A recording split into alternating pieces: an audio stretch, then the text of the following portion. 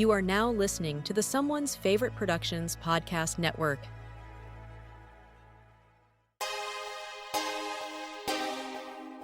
The audio commentary. It's a dying art form, but here at One Track Mind, I, your wonky yet affable host Ryan Luis Rodriguez, analyze film through the prism of these embryonic forms of podcasting, one audio commentary at a time. Masterpieces, crapster pieces, live action, animation, cult classics, films literally no one has ever heard of. No track is too small, and no track is too big. Join me and my guests from the entertainment world as we keep these features alive every other Tuesday. Hey, who else is going to discuss Bill and Ted's Bogus Journey one week and Citizen Kane the next? Us, that's who. Sure, you have to put up with my voice, but there's a certain give and take in this industry. That's One Track Mind, part of the Someone's Favorite Productions family and available wherever you get your podcasts.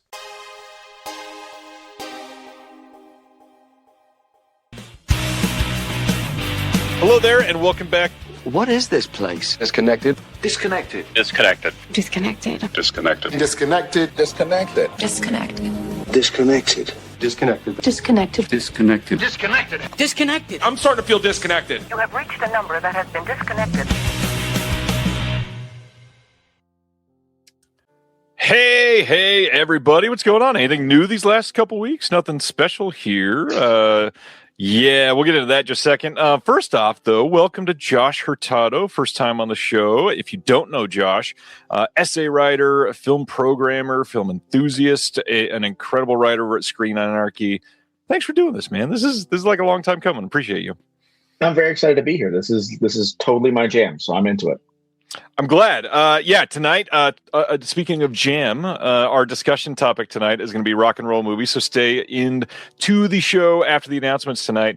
Last week, weirdest thing to happen to this channel in the last 5 years, YouTube officially canceled me for linking to somebody's store who happened to be peddling smut. The link that I put in there did not contain any nudity, but YouTube did not give a shit, and they took me off the air for a week. But to make up for it, we'll be live again tomorrow night with Craig from Deaf Crocodile to go over last week's announcements. We got to cover them at some point. So come hang out tomorrow night for a bonus show. And then if you're a Patreon supporter, on Saturday night, we're doing our live stream of a film.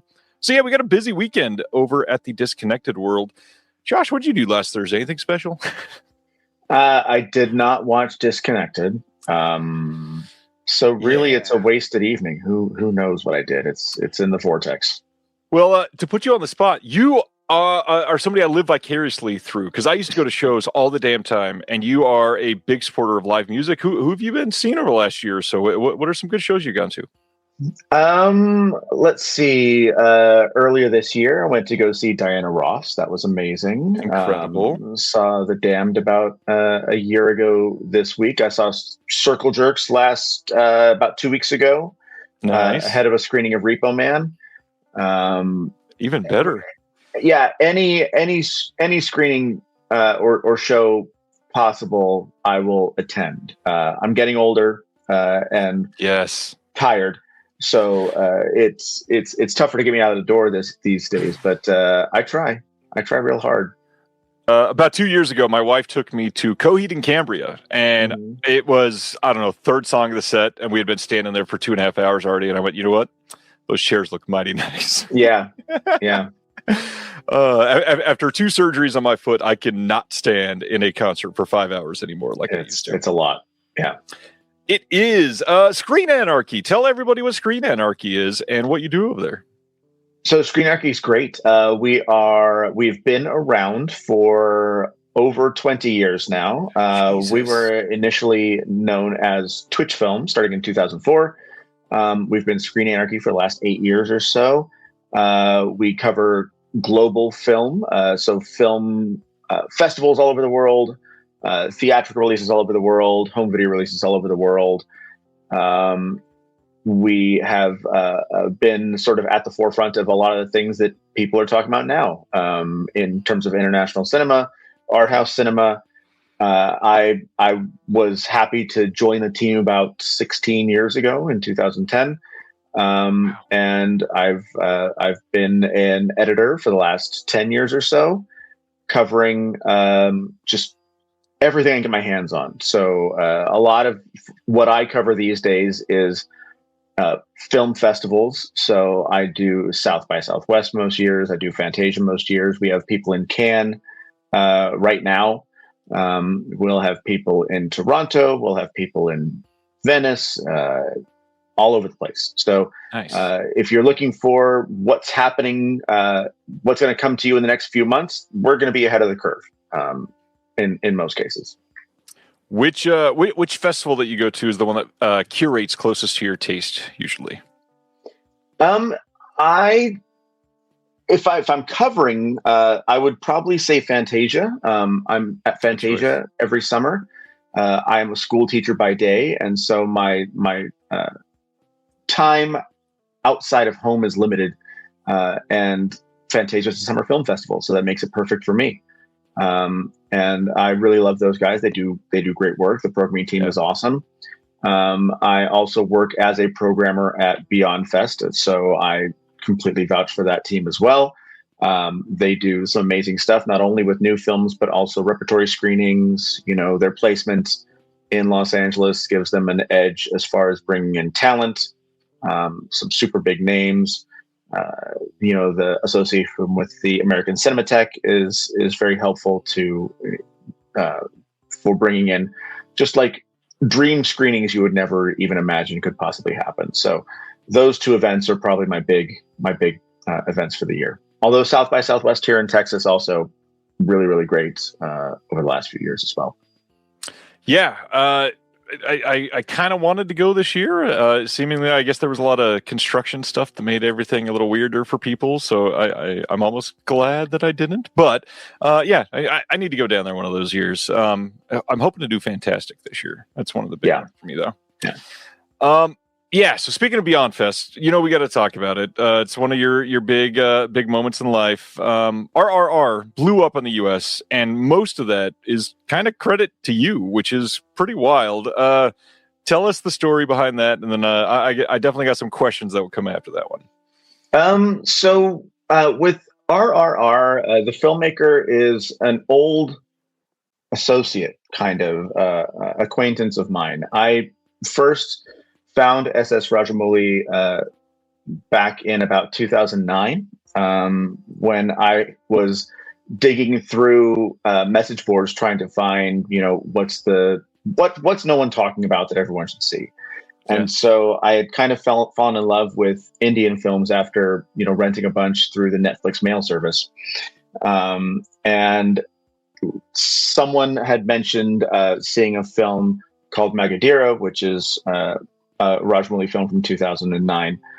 So I rented it on Netflix and fell in love. I went then to see in the theater his film Iga in 2012 when it released, which is a revenge film about a person who was killed and is reincarnated as a fly. And I thought it was amazing. And I thought that it would be criminal if no one outside of the Indian diaspora ever saw it. So I found a way to program it at film festivals. I did a lot of digging and spent a lot of time trying to figure out how to make that happen. And so Iga played at film festivals kind of around the world, at Fantastic Fest, where I was programming at the time, and kind of built a relationship with Rajamouli through that, because he had no connection to the film industry or the festival scene or anything like that outside of his part of India.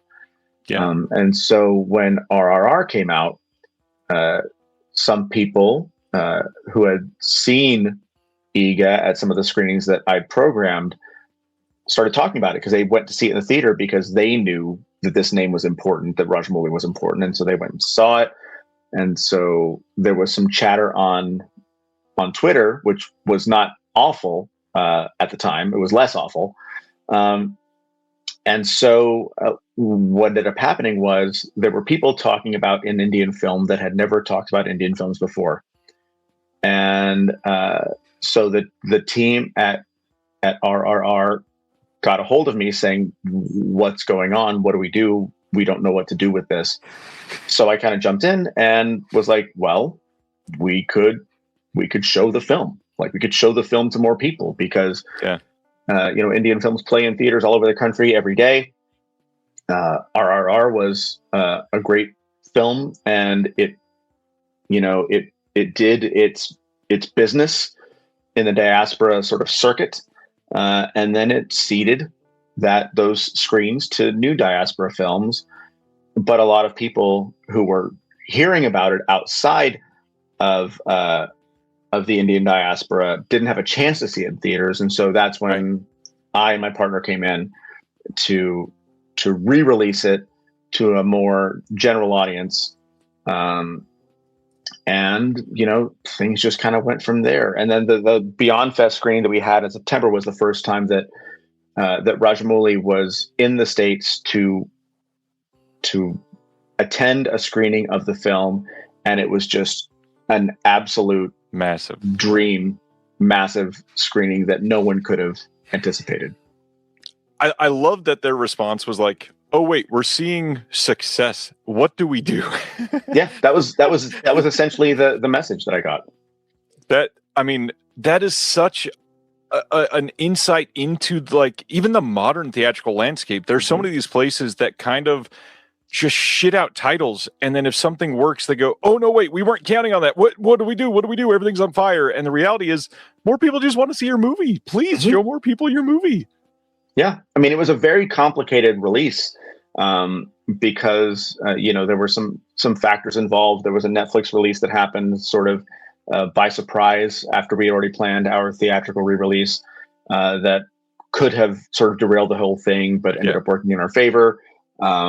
There was the fact that when we planned the whole thing, it was going to be a one-night sort of special event screening that we just kind of left the door open. So if theaters wanted to rebook, we would rebook with them, and then that just kept going, and it's kind of still going at a slower but steady pace with the film in theaters, because that's where you want to experience it. And that's what we saw with people who are seeing it on Netflix, is they would watch it and say, "I want to see this with as many people as possible." Yeah. And so that's the possibility we presented to them. I'm still upset because I've not been able to see RRR on the big screen. I was literally in Los Angeles when it was starting to show again, and around that time I was just too busy. It's a long movie, so it's kind of hard to bake into a certain schedule. But since then, I have made it an absolute effort to catch some of these things in theaters, primarily because of your influence. It's something that you've got me excited about, and a big example, last year, I had never been able to see either of the original cuts of the Bahubali. That's probably the wrong way to say it, but what they put out last year is known as the Epic, the new cut together, like 4-hour, 10-minute cut. Fucking incredible to see in a theater with, I gotta be honest, I think it was the only white dude in a theater full of Indians, and it was a goddamn blast. It was amazing, sitting in the middle of Kansas, just chilling. Everybody hanging out, everybody loud, everybody raucous. It was a damn good time. Yeah, there's really nothing like seeing a big budget Indian blockbuster in an audience full of Indian film fans. Yeah, like even here in the States, I live in Dallas. Dallas is one of the big hubs for Indian expats. My next question, yeah. And so when I started watching Indian films about 20 years ago, I was watching them through Netflix, mailing DVDs to me. And it took 2 or 3 years before I realized that, oh, well, I live in Dallas and there are theaters here that just play Indian movies. And so I would go see them and be the only non-Indian there. And that's kind of still the case, that when I do go out and see, I'm the only non-Indian in the room, unless my wife is next to me. But it's like a concert. It's like a rock concert. It is. There's cheering, there's confetti, there's like, if you go to the right screening, if you know what you're doing and you know what you're looking for, you can make that sometimes exorbitant ticket price worthwhile, Obviously, when we are on the show discussing this, the question is always going to come up, and already got somebody saying I'm mad because there's no physical release. You explained this a little bit on a wonderful show called Supporting Characters with Bill Ackerman. Your episode has been one of my favorites from this revival season. Was a joy to listen to. What is going on with physical media from India? Because there are so many of these that people would love to have on 4K or Blu-ray. And RRR, the hard part is it would probably sell 100,000 copies in the first year on 4K in the US if they would put it out. So my understanding, and this, I'm kind of on the other side of RRR now. So I'm not in the trenches right now, but I did get to talk to some of the folks when I was there last November. I was over for a couple of days for an event for Rajamouli's new film. And what I understand is that the rights for RRR are complicated in most territories. And so it's not that no one's asked, because lots of people have asked about releasing it. It's just that the cost, or perhaps untangling all the particulars, are something that no one really wants to get into. Like there's a, as with many Indian films, there's a Japanese release, which I have. And the Japanese release has the original language audio and no English subtitles, but only Japanese subtitles. And, all that stuff, as you know, is contractual. Like you cannot, subtitles are contractual, audio languages are contractual. What I learned when I was there was that, even the combination of things can be contractual. There's lots of things that they can do to make sure that they protect the rights that a company has purchased for a particular territory. And for RRR, it's just no one has figured out how to make it happen yet. I will say yet. Like, I don't know for sure, but I would love for that to happen. I think we worked really hard to get the word out, and who knows if it will last forever on Netflix, and Netflix itself even isn't the original spoken language. So there's that, which some people may not necessarily even know, that when you watch it on Netflix, you're not watching it in the original language. So it's a challenge. Yeah. I mean, language alone is a challenge. The territorial rights, the law side of things. The reality is the time just to research some of these things alone. Many of these labels, we just can't put the time and energy into it. You literally have too many other things going on, and it would truly be a full-time job for somebody to just deep research some of these things. It is wild what you find at some of the ends of these phone calls sometimes. I mean, at this point, I'm on that sort of stuff. Like I'm friendly with the people involved, but I'm not actually involved on the business end. Right. But seeing things like there's a French release of Ego that's coming, and of the Bahubali films that is coming through Carlotta. Bahubali's been released in Germany. RRR still hasn't been released outside of Japan, but the fact that those avenues are opening up is encouraging. That maybe those rights can then be figured out for one of the English language territories. It's true. Okay, so other than Indian cinema, what else do you love? What else are you into? What are you buying on physical media usually? I'm into horror and weird genre most of the time. And so the crazier something is, the more likely I am to take a chance on it. Horror films are really one of my wheelhouses. Although every time I think about it, when someone tries to ask me to name my favorite films, a lot of them aren't horror films. They're just strange films that I just really love when someone does something I've never seen before. And horror is a good place for that. But there are for sure a lot of other films that are types of films that do the same thing: action films, science fiction, fantasy, all that kind of stuff. That's where I tend to spend my money if I need to. If someone took a chance on something that cost them money, I'll pony up a few bucks to support that. Speaking of ponying up bucks, I bought quite a few releases over the last year that have your name on them. Spent to purchase certain releases that I probably wouldn't have unless you were a part of it. What would have been some of your favorite releases that you'd love to remind people that your name is on the back of from the last year? Well, there are a couple that you can't get anymore. The Green Room release is out of print with the booklet. But one thing that I think kind of slipped by people is Decanalog's release of Huckle. Yes. From what was it, last January? It's been a while since that came out. The Georgie Palfy film with a couple of his early shorts. That was one that I was very excited to get involved with. There, from my understanding, is more to come. So look out for more Georgie Palfy. This month, actually, you've got from Chasm in the UK, you've got Taxidermia coming, the first release of Taxidermia. I don't think that's the end of the Palfy releases that are coming, hopefully soon.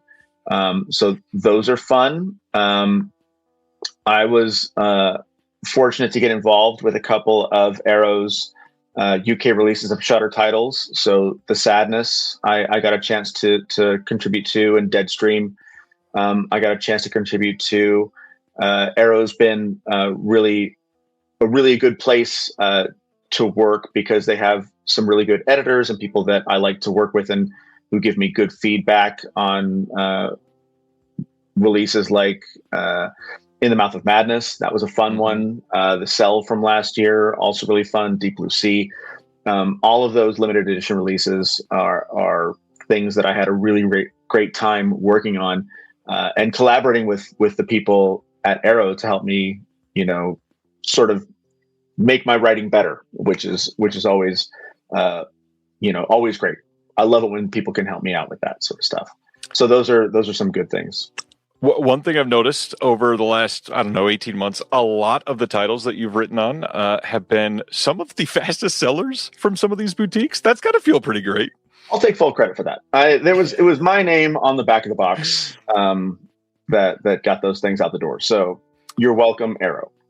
I watched Green Room again this week, kind of in prep for this, because it is my favorite film that you've ever written on, and working on something else surrounding Green Room right now myself. And man, it's a great essay. It's a great release. Second Sight freaking crushed it. When do we get a second sight of Blue Ruin? Come on. That would be great. Green Room was one of those things where,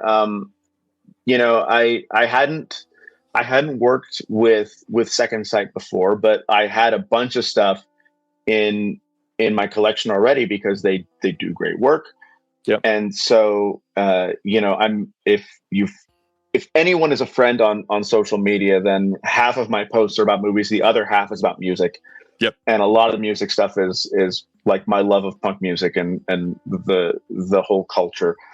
And so they got in touch with me about Green Room because it's a punk film, and I saw it at Fantastic Fest when it premiered back in 2015, whatever it was, that it came out, and I was like, I can do something with this, and I was very happy to have been nominated for an award with you guys a couple of years ago, and that is, to this day, like probably the weirdest essay I've ever written, because I had the idea and I pitched the idea and they said, okay. And then I was like, shit, now I have to write this thing. And I had to put together like this bizarre sort of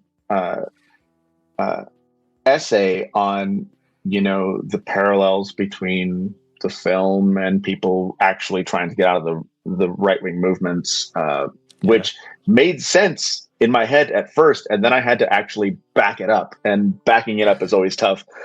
I think I did all right. Like, I feel like that was a pretty good one.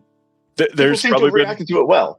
It's a great essay. There's probably been 2 or 3 times where we've done the same thing, where we're like, let's pitch this essay as maybe a little too obscure so that they push back and give us either some framework that we might want or need, and they'll accept it. And you're like, oh God, fuck. Now we have to write this essay. I'm in the middle of one of those right now. I pitched something that sounded really great, and like now the whole thing is in my head and I cannot get it onto the page to save my life, but I will do it. I will do it very soon. But that's a lot of the times the way it goes. Many people who do this that I talk to, writers, work best under pressure. Yep. And I unfortunately am one of those. Well, we've been talking about physical media. If you got any, let's find out what you've been picking up. Any recent things that you want to show to the audience? Too many, but I'll try and get through them as quickly as possible, because I also thought of things that are thematically relevant to our discussion later on. Nice.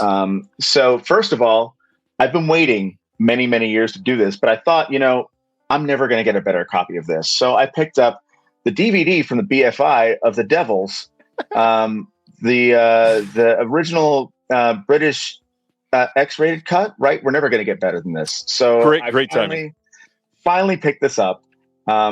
It's got most of the film and a great documentary from Mark Kermode with only minor cuts from the BBFC and Warner Brothers. So, what are you going to do? You take what you can get. It's a great DVD. Yeah, good choice. They'll never do anything with that. No, it's fine. I also picked up Die My Love, which I have not seen, but I love Lynn Ramsey, so I wanted to give it a shot. Good movie. And Jennifer Lawrence is a fine actress, and so I'm into it. And Robert Pattinson also pretty good. So hopefully that's good. It's a good movie. Yeah. I picked up these two. This is kind of embarrassing because I picked up the Killer and Hard Boiled, the Arrow releases, which I will now need to get rid of the Shout Factory releases that I also purchased only mere months before. So hopefully these will pay a little bit of these. We'll see if I can offset the costs. Hopefully. Shout thanks you for your money twice. Jesus Christ. I am fucking idiot. So I have those. I also picked up in one of my recent binges, The Devil Conspiracy. Interesting. Which is it's a Christian scare film, a big budget Christian scare film from a couple of years ago that almost no one saw, but it did play in theaters here, and I think it's on Hulu now. It's been on Hulu for a while, but it's ridiculous, and I love how ridiculous it is. And it never got a physical release here in the States, so I had to import it from Germany. Thank you, Diabolic DVD, for making this piece of shit available. It's awesome. Not me currently looking up the title and who has the rights. Go ahead. It's a lot of fun. I picked up, I had ordered two of these. Thankfully, one of them got canceled. So I have the Radiance release of Matador. Nice. The first, someone on your page corrected me. It's not the actual first Almodovar 4K release, but it is pretty close. The first individual Almodovar 4K release. First, that's not locked in a $150 release. Yes. Right. So I only had to import it for a slightly less than that. So thank you, Radiance, for that. Any Almodovar is fantastic. I have a couple of these newish Jean Rollin releases from Indicator. I'm following up on all of these. Every single one of them is great. These are not my favorites. I do prefer his earlier 70s work, the artsy-fartsier stuff, but can't hate on Living Dead Girl and Grapes of Death. So I'll hold on to those. Good stuff. Once they start getting into the weird porno stuff, I might slow down, but if we're here, this is a good place to be. I picked up We Bury the Dead, Australian zombie movie from a couple of years ago, which I saw at South by Southwest last year and thought was really good. I'm also quoted right there at the top. So nice. I have this thing where I have a weakness to purchase things with my quotes on them. Sometimes I ask, usually they say no. This one I just bought because it was cheap. But it's a good movie. I need to see it still. I mean, the premise sounds fun. Daisy Ridley looks good in it. Yeah, not bad. Save the Green Planets, which, a wonderful, wonderful film. Jumped from DVD straight to 4K. Can't hate on that. Produced by my good friend Pierce Conran in South Korea, who is like the expert on South Korean film, and who has a few more of these South Korean releases in the works. I know because I worked on at least 2 of them. So look out for more South Korean releases coming from Arrow in the next God knows how many months. I've mentioned this before, but I sometimes when you write for a company or you produce something for a company and you send it in, it just kind of goes in, and then you're as unaware of when it's going to be announced as anyone else. So I have half a dozen things in the pipeline right now that I have no idea when they're going to be announced, but more Korean stuff will be announced. Excellent. This I didn't realize was on Blu-ray. This is Red, White, and Blue, Simon Rumley's Red, White, and Blue, which is was released by IFC Midnight on DVD years and years and years ago. Yeah. Really, really rough film, hard to watch, but tremendously impactful. So if you have the opportunity, Red, White, and Blue, and if you have the Constitution, really, really great film. Rape Revenge, just awful, brutal film. Love it. So that's one that I really enjoy. Controversial, but I love the new Anaconda film. We had a great time with it, enough that I spent more than I should have on a steelbook. I really, really like Anaconda. I need to see it still. It's really stupid, but deliberately so. And so if you like stupid, you might like this. I mean, it's Paul Rudd and Jack Black stupid, which is my kind of stupid. It's a good cast. Yeah. Yeah, it's fun. The most recent things that I picked up are Conquest, the new Cauldron Films release of Conquest, greasy Vaseline lens 4K release. So very excited to finally take that out. You can see most of these are still in the plastic because I'm researching something now, so I can't watch anything fun or new. But this just came in. And crazy. As far as video releases, we just picked up Cold Storage. I have friends who enjoyed Cold Storage, and so I decided to give them a shot. It's fun. We watched it the night. It doesn't reinvent the wheel, but people explode. I'm good. That's what I needed. So it was a good time pass film there. So this is the video portion of my pickups. I figured since we're doing rock and roll movies tonight, I'd go and expose myself for the glutton that I am and talk about some of my physical releases on LP, which is a new and unfortunate collection that I've begun in the last year. I told myself for years that I would not start a vinyl collection because I don't need more shit. Mm-hmm. I have 9,000 DVDs in my house that are all in piles, and it's terrible, and I cannot manage it. But then a band from my youth, who I took a lot of photos for, some of which ended up in releases, re-released their stuff on vinyl, and so I picked them up just out of wanting to have a physical record of the work that I did. Yeah. And then I really wanted to listen to them, so I bought a turntable, and then it was all over. Yeah, you're screwed. So yeah, I'm fucked. So I bought recently, there's a couple of these. This is Riverboat Gamblers, Underneath the Owl, a Denton / Austin punk rock band that I really, really love. Out of print, but not super expensive, so that was good.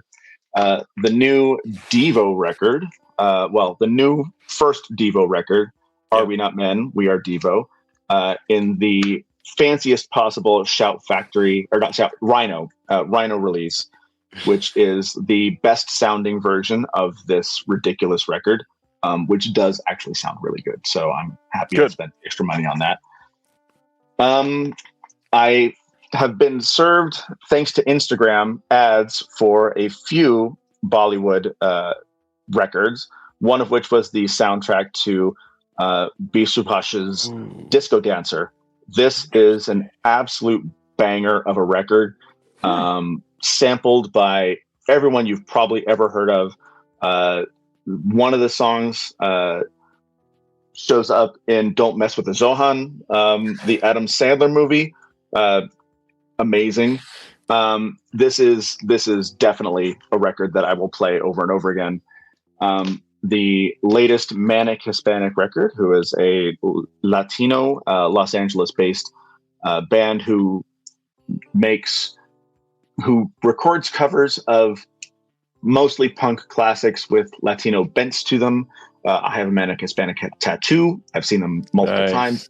They are one of my favorite bands, and this is their new record. It's fine. Their older records are better, but I have it now, so it's whatever. The Cramps, probably my second favorite band of all time after the Ramones.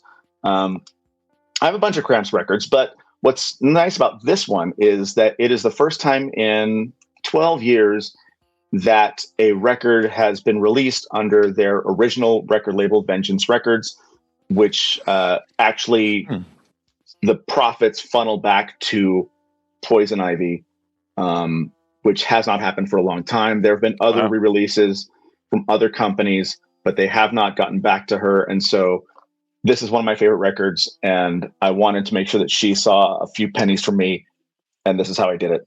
So Stay Sick right now and Big Beat from Badsville are available. More coming later in the year. And then also this is the Draculas, which is another band from the singer of Remote Gamblers, which I mentioned earlier. This just came out last week. They say it's music for robots. It's sort of a new wavy band. If you look up Draculas, this is called Midnight City. Very good record. Highly recommend. Nice.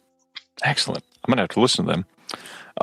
At some point, we probably should have talked about your love for trashy Hallmark films. We'll never stop.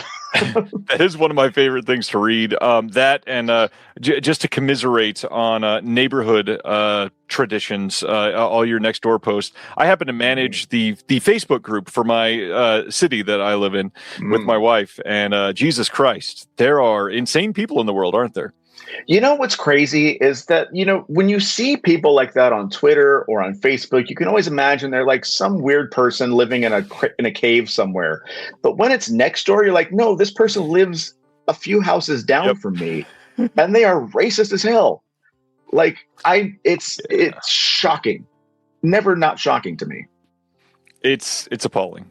Yeah. All right. I got a few things in, and I'll cover a few more tomorrow. But these, I didn't want to inundate Craig tomorrow night with too many things that I worked on. So first, the Terrorvision release of Patchwork is finally out. This was announced last, I think, August.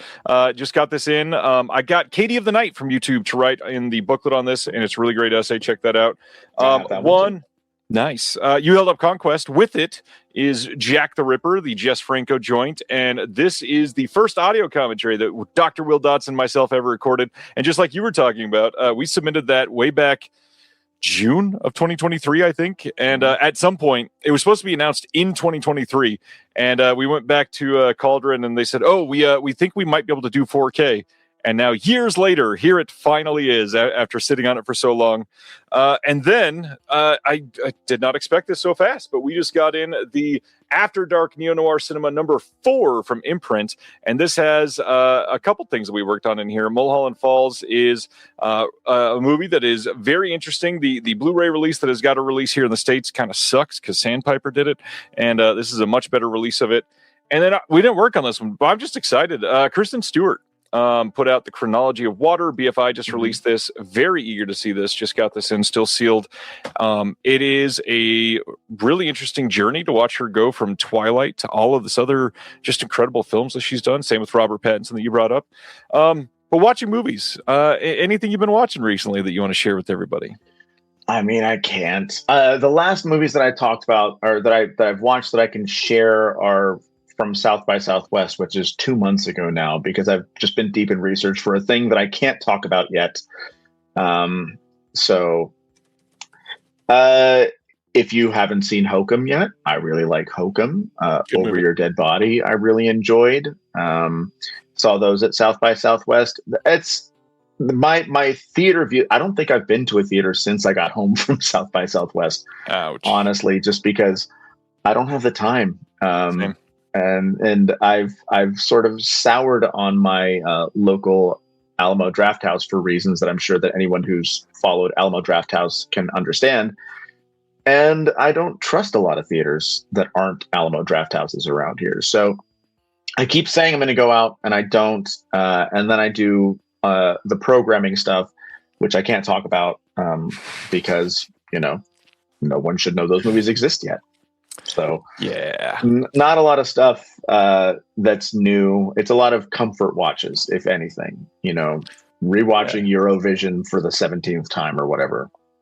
Nothing wrong with that. I totally get that. I after seeing so many movies in the theater last year, it's been a bit of a depressing year for theater watches for me, but most of them have been pretty great. So that's been nice. At least they've not been a lot of bad movies. Last year was pretty low average on a lot of the movies I saw in theaters.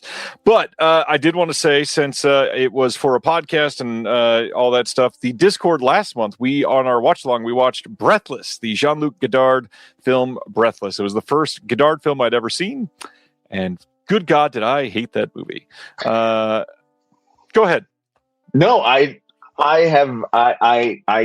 do not have a positive relationship with French New Wave. It doesn't hit the spots I needed to hit. No, for me. I don't think I was just stupid about it. I just don't understand the appeal here. Obviously he was made to edit it a certain way.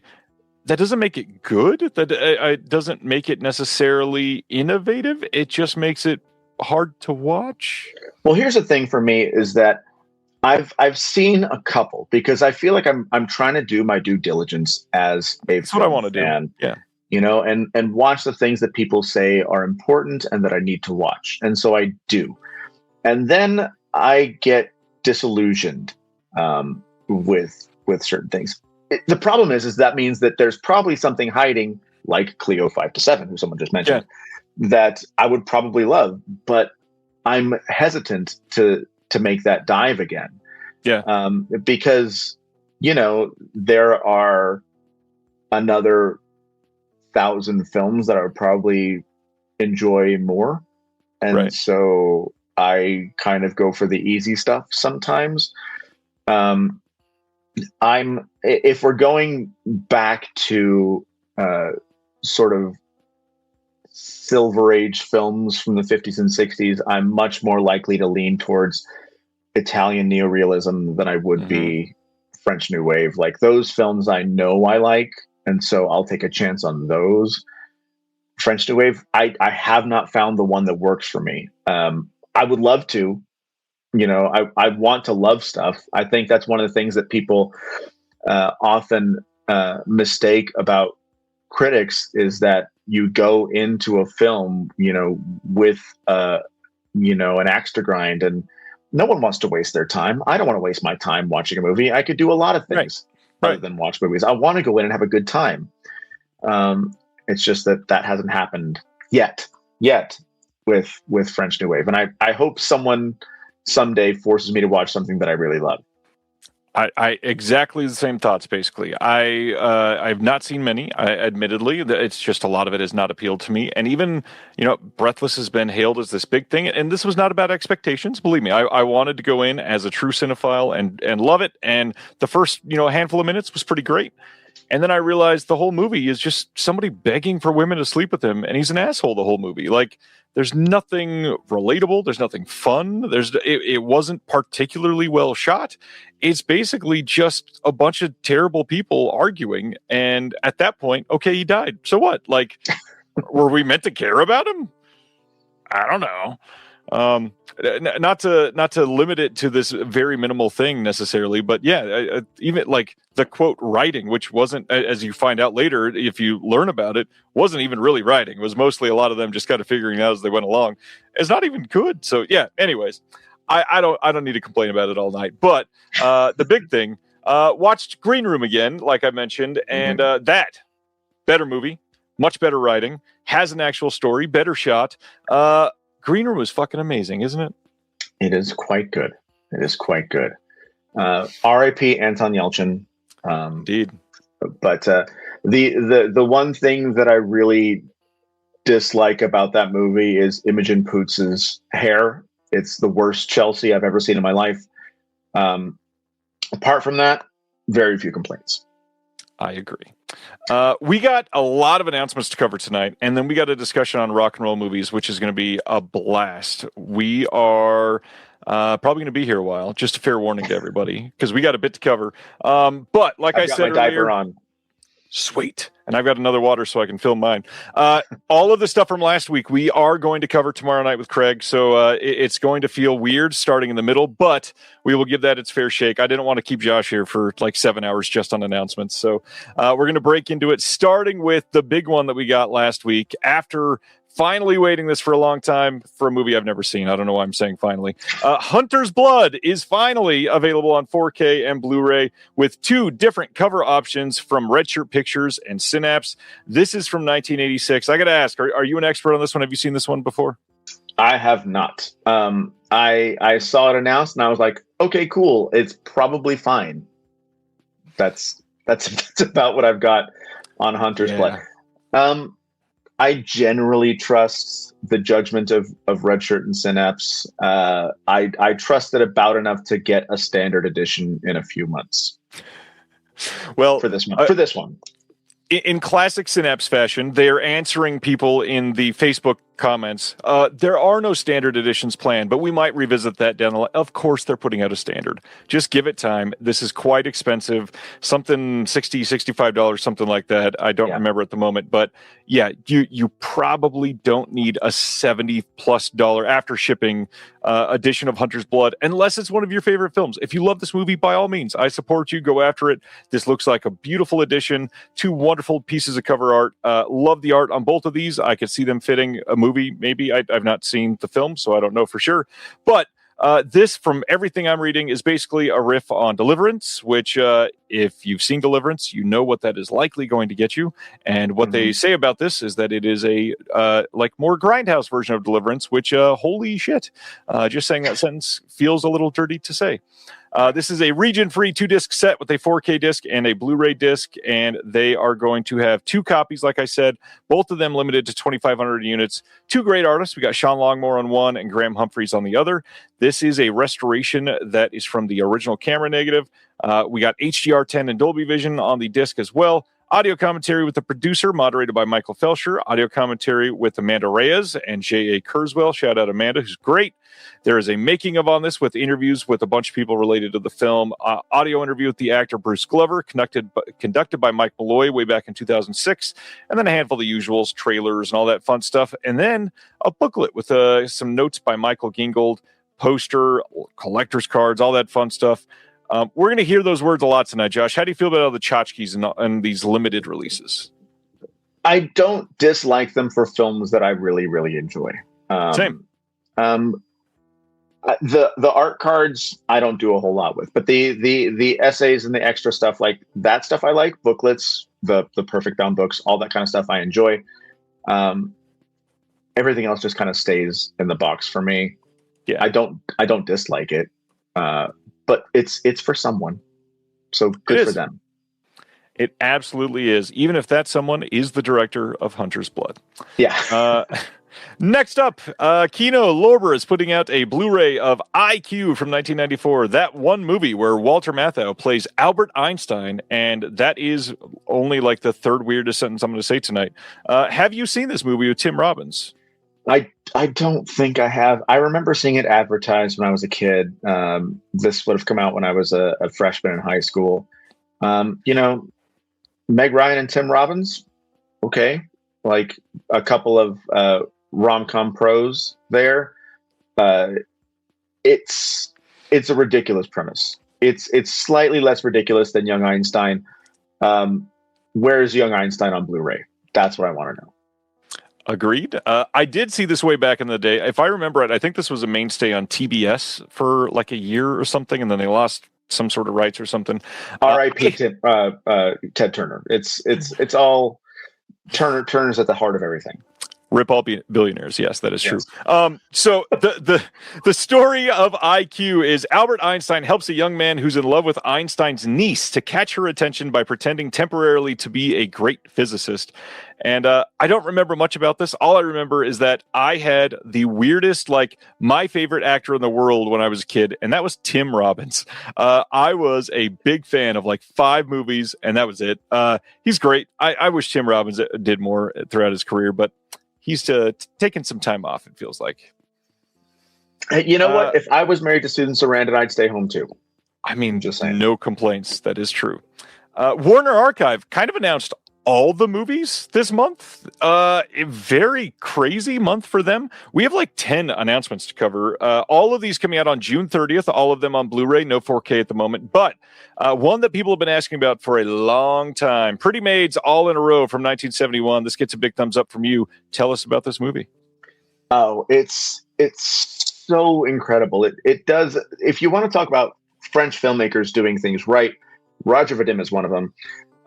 This is just an absolutely brilliant film. So if you're a fan of something like Valley of the Dolls from the 60s, this is in the same vibe of that film. I love Pretty Maids All in a Row. I haven't seen it in years because it's been sitting on that DVD they put out when Warner Archive kind of started years and years ago. It was one of the early years releases they did.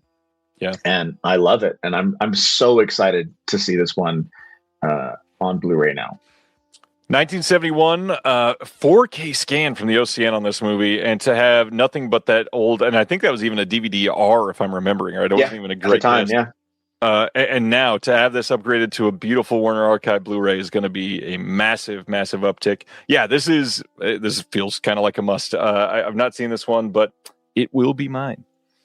Another one that will be mine. I am a big fan of the Hanna-Barbera animation, and they are putting out the Dastardly and Muttley in Their Flying Machines complete series from 1969 and 70. How do you feel about animation, Josh?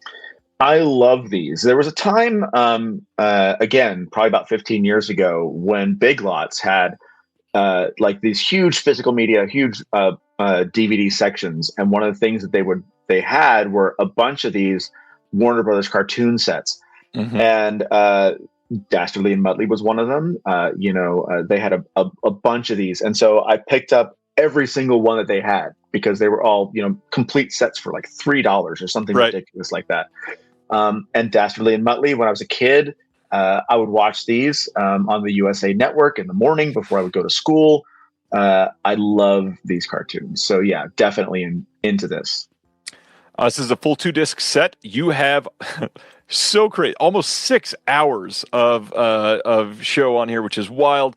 Special features wise, they got the Vulture Squadron's Greatest Misses, Dastardly and Muttley spin-offs, What Wacky Races Rot, commentaries on 2 episodes from animation veterans. Kind of everything that I'd want on something like this. This is pretty great. Cannot wait to see this and be reminded of things that I saw 84 times between the ages of 4 and 11. Mm-hmm. Next up, 30 Seconds Over Tokyo from 1944. We've got Spencer Tracy in this one. This is going to be a Blu-ray release again. This is going to have classic Tom and Jerry cartoon Mouse Trouble, classic MGM shorts Ode to Victory, and A Lady Fights Back, an original theatrical trailer. This is a 4K scan of the best preservation elements. You a Spencer Tracy fan? Any thoughts on this one? I do like Spencer Tracy. I have not seen this one, but Spencer Tracy, and I see Van Johnson on the credits list as well. Like, I'm into it. All of these sort of World War II, not quite propaganda, but definitely like spirit elevating films are cool with me. So I don't know if I'll pick this up anytime soon, but I would like to see it for sure. Spirit elevating is a great way to say that. Somebody asked about those before, and I said, well, it wasn't quite like paid for by the government, but it was like mildly oorah. Yeah, for sure. Gene Wilder, Donald Sutherland together in Start the Revolution Without Me from 1970 is coming to Blu-ray. This one has the classic WB cartoons, the Scarlet Pumpernickel and Napoleon Bunny part, and the original trailer. I've never seen this, but this is a hell of a pair up for a film, so I feel like I have to. Yeah, same. in all regards, I have not seen it, but Gene Wilder and Donald Sutherland, I can't see how it's bad. This is also a wonderful, wonderful poster. The likenesses done here are incredible, and just reminds me how much I have really started to hate every single person on my friends list on Facebook sharing AI. Next up from Warner Archive, Come Live With Me from 1941 with James Stewart and Hedy Lamarr. This one has classic MGM shorts, America Preferred, and From the Four Corners, an MGM cartoon, Officer Pooch. And this one says, beautiful Austrian political refugee Johnny Jones is about to be deported. This isn't propaganda at all. Leaving the loving arms of a married Manhattan publisher for the waiting arms of the Nazis. The solution, instant citizenship via a marriage of convenience with flat broke writer Bill Smith, who's played by James Stewart, in which the only thing they'll share is the same last name. Any thoughts on this one, sir? I mean, I love Jimmy Stewart. I'm honestly more interested in the shorts and the animation involved or attached to the release than the actual film. But, probably fine. Also, just kind of incredible that from 1941, we are still actively seeing 4K scans of the original nitrate negatives. That is wild from a big studio. And I really hope that the actions behind the scenes of the next 18 months do not take Warner Archive away from us. Yeah, for sure. Well, they just opened a new website, right? So hopefully that's a good sign for what the future of Warner Archive is.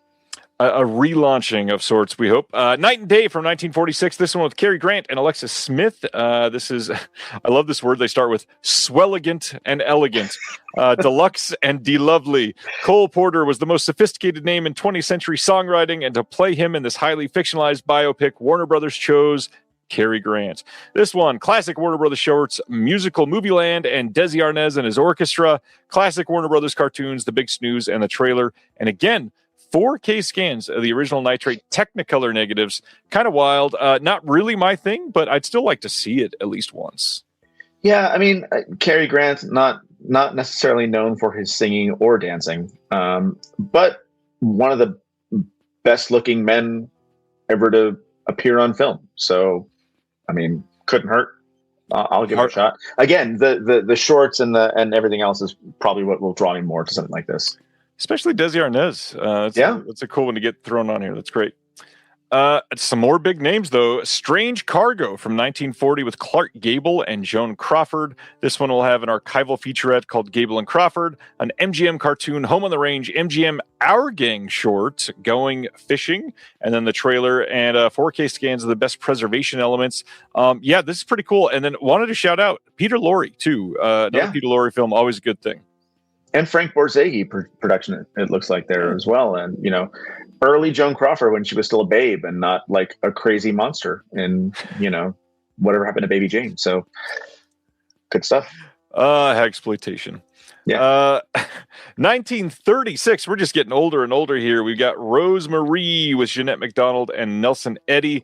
This is going to have a MGM short, Hollywood, the second step MGM cartoon, Little Cheeser, and then all kinds of stuff that, again, applause always to Warner Archive for finding things like audio-only radio shows, Screen Guild Players Rosemarie from June of 1947, The Electric Hour at the Nelson Eddy Show from 1945, The Electric Hour at the Nelson Eddy Show full broadcast from 1940. Like, what are we doing? This is amazing. I love when places like the BFI, Warner Archive, Hammer, some of these companies that they've got access to these archives and they just throw it all in. I love that. Big hands, to all of the archivists out there doing the hard work, because there's got to be a salt mine somewhere full of just all this stuff that there's one guy or one girl who knows exactly where all this stuff is. And that's a job that I hope still exists, in the years to come. Yeah, you heard it here first, Josh. Hoping for salt mines. Next up, One that we've been hearing a lot about this year, and one that you may have heard about years ago, because this has been long rumored, long hoped for, and we are finally getting a Blu-ray release of 1932's Letty Linton with Joan Crawford, the even earlier Joan Crawford film. This one is kind of got a crazy story. Legally, it was wrapped up in a way where it could not be shown in any format for literally decades, and after a bunch of finagling and people passing away and public domain and fighting lawyers and blah, blah, blah, blah, blah, it finally premiered at the TCM Festival just a couple weeks ago at this point, and now you've got a brand new Blu-ray from, Jesus, so long ago. We were looking at this point 94 years old, and this has a 4K scan of the best preservation elements. We got a feature-length documentary, Irving Thalberg, Prince of Hollywood, audio-only Joan Crawford radio appearances. This is really cool that it's finally coming out there. Love me some old Joan Crawford. Any thoughts? Your thoughts are my thoughts, so I'm into it. Sivner saying that Robert Montgomery was probably the Austin Butler of his day. Yes, one of 4 in 1932. Next up, still from Warner Archive, maybe one of the biggest pieces of news for many people in this industry for this year. Last Summer from 1969. Josh, you strike me as somebody who's looking forward to this. Is this a Josh movie? I have not seen this one actually, but I'm aware of it, and if my first opportunity to see it is in a brand new edition, then all the better. So this is a big Larry Karaszewski project. He is going to be all over the special features. This is one that was revealed in the last couple of months. And Warner Archive, they don't usually do that very often, where they tease things ahead of time like that. So I think this one, they were worried about it leaking and wanted to get ahead of it. Last Summer has been hard to see for a very long time. So if you've never heard of this one, this says, set during a languid season on Fire Island, Last Summer is a stark and unsettling coming-of-age drama that captures the disaffection and moral drift of the late 60s with unflinching honesty. Directed by Frank Perry, big name, and adapted by Eleanor Perry from Evan Hunter's provocative novel. The film follows 4 teenagers, played by the one and only Barbara Hershey, Richard Thomas, Bruce Davison, and Catherine Burns, and an unforgettable Oscar-nominated performance whose summer of idle freedom and social detachment gradually gives way to tragedy. It's shot in a naturalistic style, and it eschews easy judgments, instead presenting a chilling examination of youthful entitlement and emotional void. Seems quite relevant to 2026 in that way. This has a brand new feature-length audio commentary by Larry Karaszewski, and Justin Bozung is on there with him. From March of this year, there's a post-screening Q&A at the American Cinematheque in Santa Monica with Larry, Barbara Hershey, and Bruce Davison in person, which... my goodness, I'm so glad that people are capturing stuff like that. That is incredible. May 3rd, we got a post-screening Q&A at the Paris Theater in New York with Larry and Richard Thomas.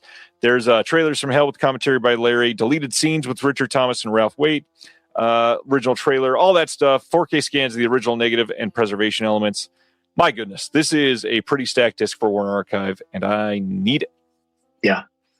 I haven't seen the film, but I'm glad that they've moved into doing stuff like this, where there's a lot of supplemental material, because at the beginning it wasn't this. And so I'm glad they're recognizing and really taking advantage of the resources that they have at their disposal, which are vast, obviously.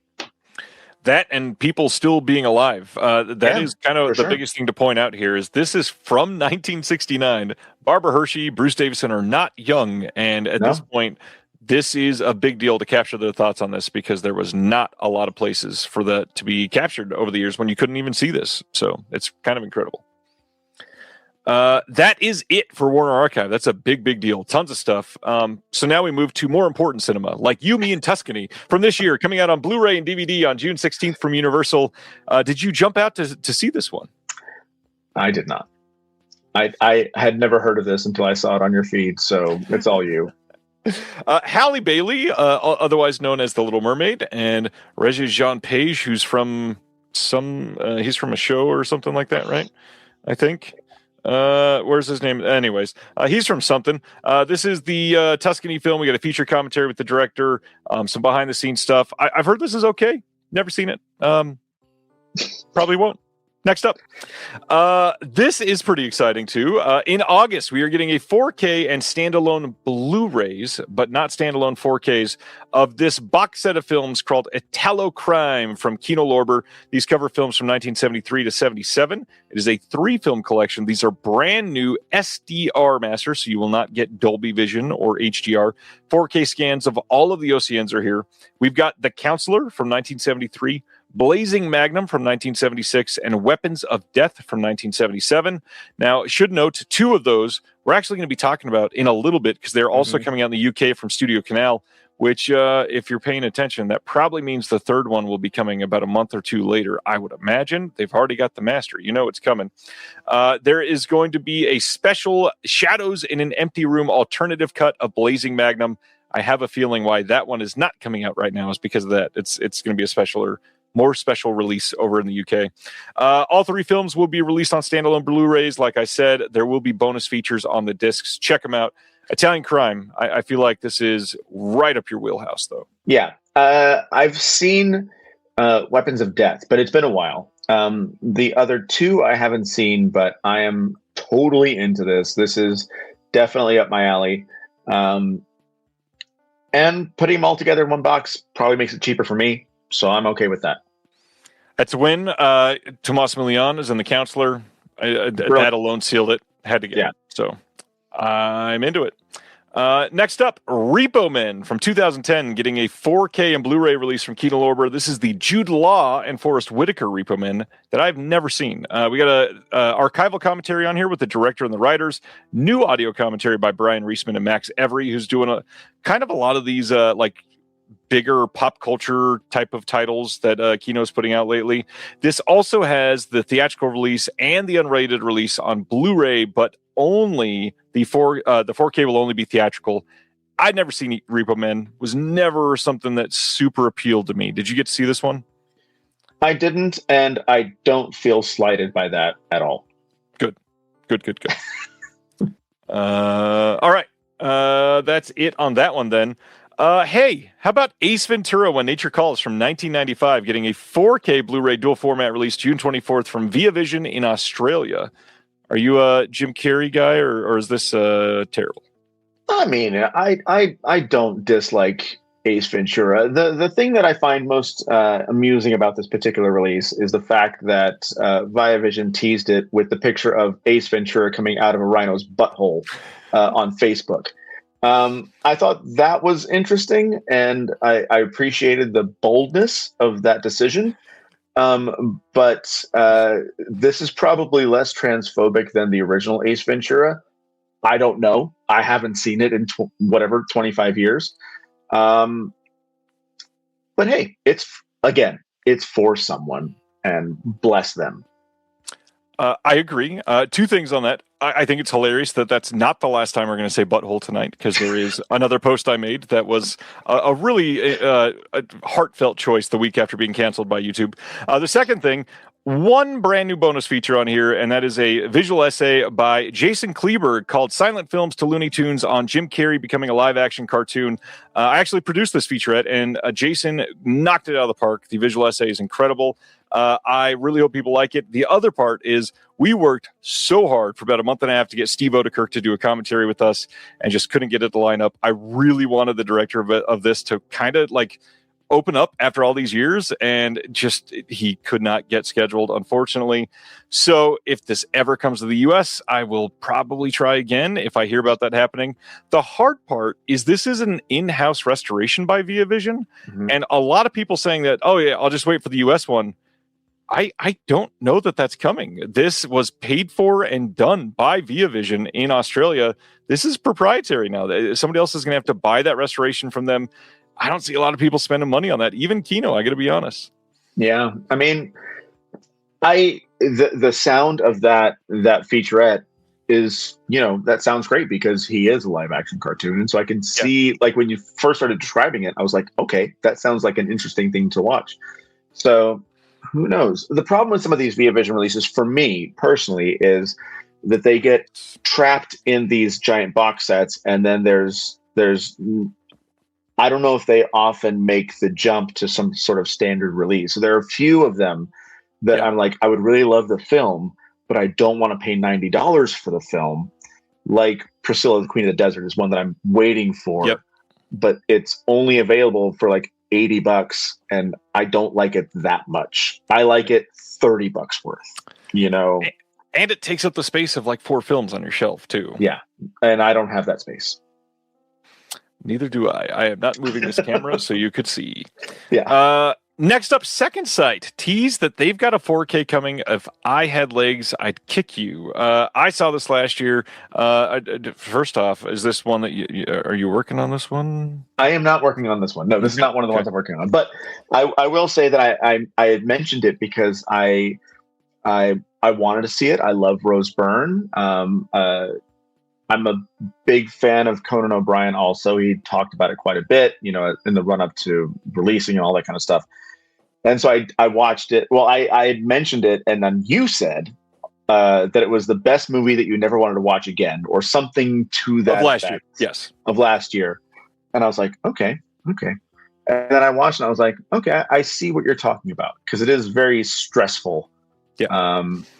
And not strictly speaking a good time coming out of the film. Correct. But it's very well made. It's a very good film. Rose is great. I do want to point out too, I don't remember how much I said about it at the time. ASAP Rocky is kind of fucking incredible in this movie. He gives a really great, like very not taking the spotlight performance. And with somebody like that, you would kind of expect them to try to lean into that a little bit. But as a parent, this movie sucks to watch this entire movie. God, great movie, but God, does it suck to watch.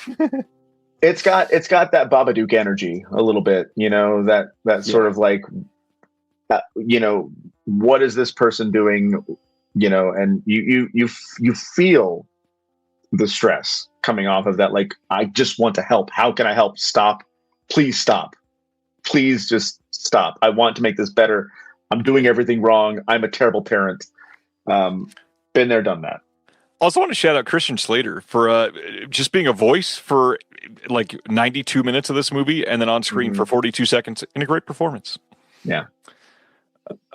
Next up, I was on the Cold Movies podcast just trashing Breathless. Go give it a listen. It was fun. Deep Water from this year, getting a Blu-ray and DVD release on July 14th from Magenta Light Studios here in the U.S. Rennie Harlan. This almost feels like somebody that could be a Josh favorite or a Josh hated. Are you a Harlan addict? I mean, I wrote for Deep Blue Sea, so I enjoy Rennie Harlan. I have no idea who the fuck Magenta whatever is, but I've heard things from friends who have seen this film that it is more an air disaster film than a shark film. Either one of which is fine. Both of which sounds great. But from what I understand, the mix is not as effective as one might hope. I'm going to give it a shot. Like, this is something that I'm into. I like Aaron Eckhart. Ben Kingsley cashes a check like nobody's business. So, you know, we'll see. I'm not going to, you know what? When it's on Amazon for $7.99 in 2 months, I'll pick it up. I love that Ben Kingsley is, I don't know, like 81 now. And he's like, you know what? A Rennie Harlan plane crash movie. Yeah, let's do it. That's fucking Motherfucker amazing. was Gandhi. He was Gandhi. And now he's this. It's fine. It's fine. Have you kept up with any of the other Harlan stuff from the last couple of years? I mean, Stranger stuff aside, there's a couple others in there too. Not particularly. The Stranger stuff really, like, I went into the first Strangers movie expecting it to be, not expecting much, just like trying to go with an open heart. Yeah. And I came out with my heart crushed, and I just could not go back and to see the other two. So I'll give him a chance with something like this. But he's not someone that I'm like, ooh, the new Rennie Harlan film, I have to go see that. Right. That's not where I am with Rennie Harlan. It's a good choice. Good choice. Another one that I had no idea what this was. June 9th, we are getting a Blu-ray from Indie Pix Films, and that's PIX, of A Yard of Jackals from 2024, a film I've never heard of, with actors I've never heard of, by a company I've never heard of. This is not confidence-inducing. I appreciate them saving the text and not writing out pics or pictures, and using the X. It's definitely saving someone time and energy. I like the quote on the cover that says "cryptic and gripping," which tells me absolutely nothing about the film, and the floating heads. So I will probably not see this. That review was pretty perfect. Special features and technical specs on here. Picture-in-picture video commentary. Wow. With the director. Now, normally, if it's a company that I cannot even verify is a real company, I won't post. But this is the reason I posted this. Video commentaries are freaking rad, and more companies need to do them. This is great. I love that they have this. A picture-in-picture commentary is incredible. We get a behind-the-scenes featurette and a trailer on here. It's in Spanish with English subs. I may try it out just for the picture-in-picture commentary. Okay, I'm going to get canceled for this, but it's late at night somewhere, so I'm just going to say it. The greatest video commentary in the history of video commentaries is R. Kelly for Trapped in the Closet. If you ever have an opportunity to watch the Trapped in the Closet DVD, steal it. Don't buy it. Don't pay money for it. But if you have an opportunity to watch it, watching R. Kelly watch his own movie on a leather recliner, smoking a cigar, laughing at all of his own jokes, is one of the most ridiculous experiences I've ever had. And I cannot recommend it enough, as long as you make sure that no money goes to him or his estate or whomever is involved with Trapped in the Closet. And then maybe don't log it on Letterboxd. Yeah, don't do that. Don't do that. But it's truly something to witness. And mark it here and now. Hopefully, if I ever get a chance to do a picture-in-picture commentary for a disc, I absolutely will make that a big effort to do. Anyways, man, I am really hoping I get to see this in the theaters, but it's not often we get to announce a film coming to physical media before it even hits theaters, because Caroline is coming to theaters on June 5th, the next Adam Rehmeyer film. This one's starring Samara Weaving and Kyle Gallner, and I've been waiting on this for a long time. But we already know it's getting a Blu-ray and DVD on August 25th. No news on bonus features or anything like that yet. Adam is usually pretty into that, but Magnolia's usually pretty bare bones. Adam Rehmeyer, you a fan? You into that stuff? And how about this movie? You've been looking forward to it, or have you seen it actually? I haven't. No, I know it played TIFF last year. I didn't get a chance to see it at that time. Adam Rehmeyer, Dinner America. Loved Dinner America. It's a great film. His previous film, The Bunny Game, hated. So there's that dichotomy. But, I love Samara Weaving. Samara Weaving's fantastic. And so I'm definitely into checking this one out. I've heard good things from people who saw it at TIFF last year, who had talked about it, because at South by Southwest, there were two Samara Weaving films. There was the new Ready or Not, and then there was also Over Your Dead Body. And so she was on everyone's minds, and I remember people talking about, oh, by the way, she has this other movie that premiered last year that no one's seen really, and so I'm into it. I'll definitely check it out. And Kyle Gallner's great, in everything I've seen him in so far. He is kind of incredible. Adam Rehmeyer, one of those filmmakers that I feel like every movie he's ever going to make is going to be great after The Bunny Game. After The Bunny Game. June 5th, we have a Blu-ray Steelbook coming everywhere in the world, kind of, from Mercury Studios. They are generally a more music-based company, but they hand dip into certain film-type releases sometimes, and they are putting out Monty Python's Fliegender Circus. This is the Monty Python's Flying Circus from 1972, where they made some things specifically for German audiences. This was updated to a worldwide release after it was announced just for the UK. It will be on June 5th. The disc itself will be region-free, so if you're super into Monty Python, you can pick up any copy of this. You'll be able to watch it. But this says, for the first time ever on Blu-ray, 2 rare Monty Python episodes recorded for German TV in 1972, presented in HD in a deluxe steelbook book for worldwide release from Mercury Studios. This is also going to have on here some other things, including a new restoration Euro show from 71, outtakes called Mountain Stream Outtakes, and then another one called Swimming Lessons with Arthur Lustgarten, the Montreux special, a restoration demo, and the outtakes are things that I don't believe have ever been seen, which is pretty damn cool, or at least not seen in a little over 30 years, it looks like. Monty Python, are you a Monty Python fan? You know, I watched them a lot when I was a kid. I haven't watched them a lot since. I would like to go back and rewatch it. It's one of those things where it has this gigantic cultural footprint, but the actual series was small. Like, there's not a lot of Monty Python. And this is something that I did not know existed until this popped up.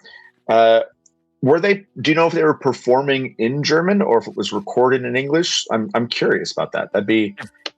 If I remember right, I believe it's recorded in English, and then they dubbed it for German TV. And the big thing is there are other versions of some of the skits that we've all seen. And that with Monty Python, that is some of the funniest things, is to see how things evolved over time, or they performed 814 times. And by the last time, you can just tell they're just, fuck it. Everybody knows silly walks. Let's walk crazy. So, yeah. No, I'm into it. Next thing is The Mortuary Assistant getting a Blu-ray and DVD release on July 14th. This says newly certified mortician Rebecca Owens accepts a night shift at a mortuary, embalming bodies alone after hours. She must navigate demonic rituals, unravel the secrets of her enigmatic mentor, and confront her own buried traumas to survive the night and prevent her body from becoming a vessel for possession. Because obviously, had no idea about this one. Willa Holland is in this with Paul Sparks. It's a Shudder film. Any thoughts? You seen this one? I have not. I have no thoughts. I like the mortuary part, but I could not tell you more about that. I agree. Paul, a friend from Australia, saying they performed that last Monty Python thing in German, actually. See, that's really interesting. I would watch that. Yeah. Very. People performing phonetically in languages they don't speak, very interesting to me. The comment now from Mr. Right Stuff of, I'd love to hear No One Expects the Spanish Inquisition in German. By far the sentence that I am going to adore from tonight. So thank you. Next up, Kickstarter is currently available for a funding of Silent Cartoons All-Stars. This is going to be following up on Silent Cartoon All-Stars Volume 1. Or sorry, this is Silent Cartoon All-Stars Volume 1. This is following up their Mutt and Jeff Blu-ray that they did on another Kickstarter. And this is going to have, the list above includes the film scans that we already have acquired. So they've got things like let's see, Gertie on Tour, How a Mosquito Works, newly discovered footage not previously known to survive, Oswald the Lucky Rabbit, the character Walt Disney created before Mickey Mouse, and then Lost after that. There's a sampling of Disney's Alice comedies, the live-action animation hybrid that initially established Disney, Felix the Cat, and more. Some of the Fleischer stuff is really cool. Very curious to see how this does. A lot of these animation Kickstarters tend to do pretty well. I'm glad that there's still a following for these. These are the kind of things that I think really need just plain support. I really wish somebody would just come in and fund the entire thing kind of quietly behind the scenes. Yeah, I think preservation for something like this is super important. I don't know a lot about these cartoons, but I would love to know more. And it's stuff like this that makes that happen. I agree. Next up, the next Steven Soderbergh film that came out this brand new year, this year alone, The Christophers with Ian McKellen. This is coming to Blu-ray from Decal on July 14th. Have you seen this one? I have not. I enjoy the work of everyone involved. I will say that there is no one worse at retiring from his job than Steven Soderbergh. He quit directing a decade ago, and he has directed 15 films since. Ed Solomon, love him. If for no other reason than he wrote Bill and Ted's Excellent Adventure, he could ride on that in my mind until I die. And you know, I'll watch this at some point. I'm into it. I want to give it a shot. Yeah, I mean, it sounded good. I feel like it had a pretty poor trailer. And that's easy to say about a lot of contemporary films, but this being such a quiet film, and you've got freaking Ian McKellen and Soderbergh, like, we should have been hammering home McKellen and Soderbergh so much more than I feel like they did. Yeah. This sounds great. It's got a conversation with the screenwriter Ed Solomon and Charlie Kaufman on the disc, which is really cool. We get a trailer on there, and that is it. I definitely want to see this one. I don't know that I want to see it enough to buy the Blu-ray immediately. I love me some Soderbergh, but there's some misses in the catalog. So, well, if he would just stop, then he could really get that percentage up. That would be true. The batting average would rise.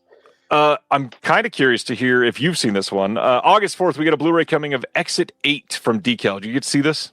I didn't know. It played at Beyond Fest last year, and I wasn't able to. It wasn't playing in the window when I was in town, and so I'm very interested in it, but it's going to have to be a home viewing for me. Yeah. This is one of the video game adaptations that have come out this year, and this one is really intriguing looking. Just like Paul said, love the image that they're using on the cover here. This, I believe, has all of the same special features that are going to be on that UK release from Vision's Home Video. I need to verify, so don't quote me on that one, but I don't think there's anything special on either one at this point. So we got a Q&A with the writer, director, and a making of and a trailer. But yeah, this movie looks pretty damn interesting. I am quite curious to see all the physical, practical effects that they used on this. I'm interested in the way that Decal does their releases, because it seems like they do sort of bare bones ish or super deluxe ish, and there's not a whole lot in between. You know, with the Old Boy release that they did a couple of years ago, and the No Other Choice release that's coming up soon. Like that's like the top end, and then they've got something like this, which is not nothing. But I just find that interesting. Yeah, I mean, you would think like something like Immaculate that they put out. They put it out on a 4K. It had hardly anything on the disc. The director of Immaculate is a big physical media fan. Like, he is outspoken all for it. And there's a shat out $18 4K that nobody cares about. And then on top of that, they put out the 4K like a year after the Blu-ray, or 8 months or something like that of the Blu-ray. Yeah. Come on, let's do it right. Yeah. Next up, Film Masters on August 11th is putting out a Blu-ray called Elementary Cinema, the early films of Sherlock Holmes. Now, what's interesting is this is listed as 2021, and this took me forever to find, because come to find out, this is a documentary made by Ballyhoo Motion Pictures on the previous Film Detective release that they did, the box set of the Sherlock Holmes films, and they're just giving that a feature spot on a Blu-ray again, but they are supplementing it with all kinds of Sherlock Holmes goodness, if you are into that stuff. So we've got a Black Sherlock Holmes, that's what it's called, that's not racism, restored version from 1918.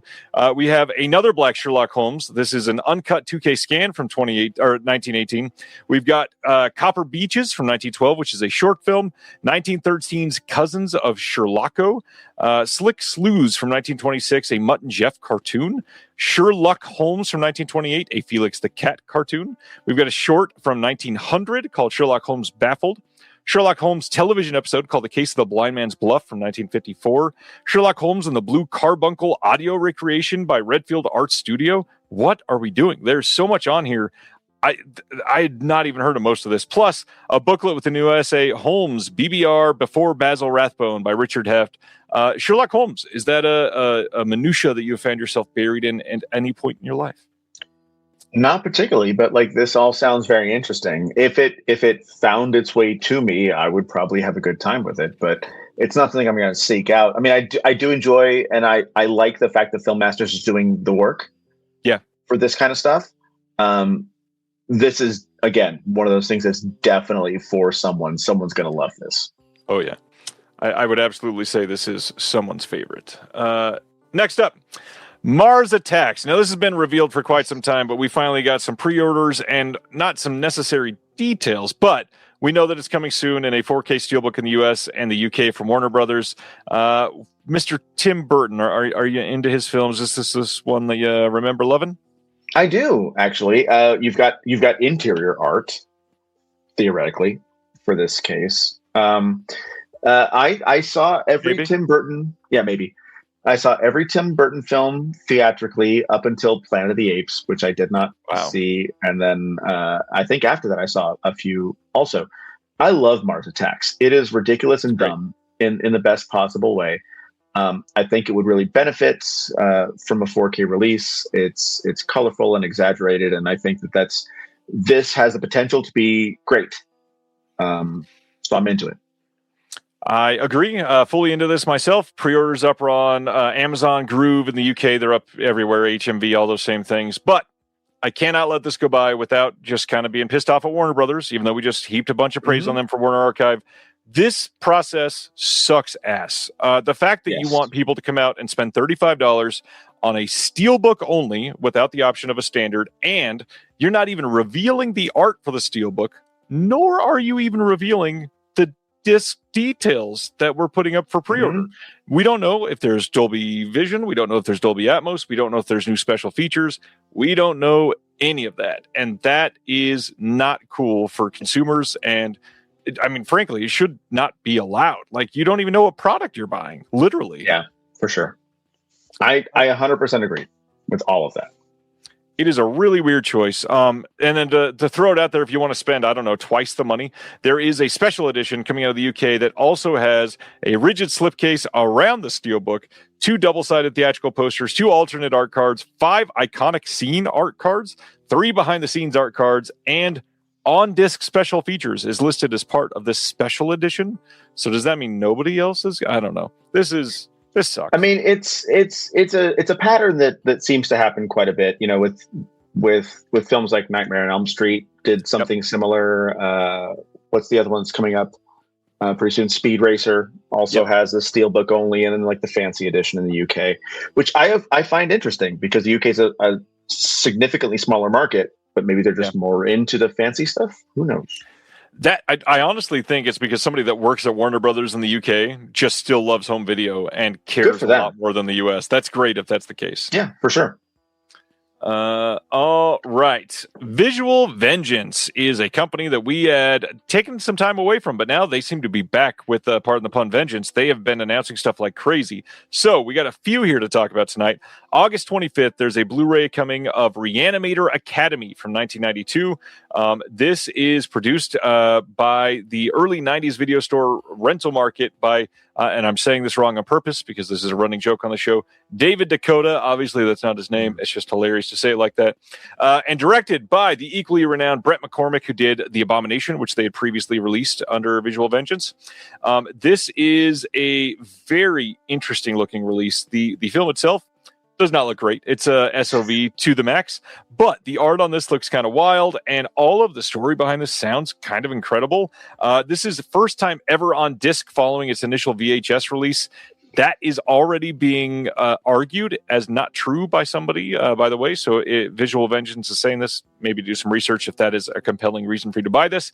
Transfer from the existing SD tape masters, and then all kinds of extras. Visual Vengeance really knows how to load these up. We got a commentary from Sam Panico, who's been on here before. He's from B&S About Movies. Check out their show. It's great.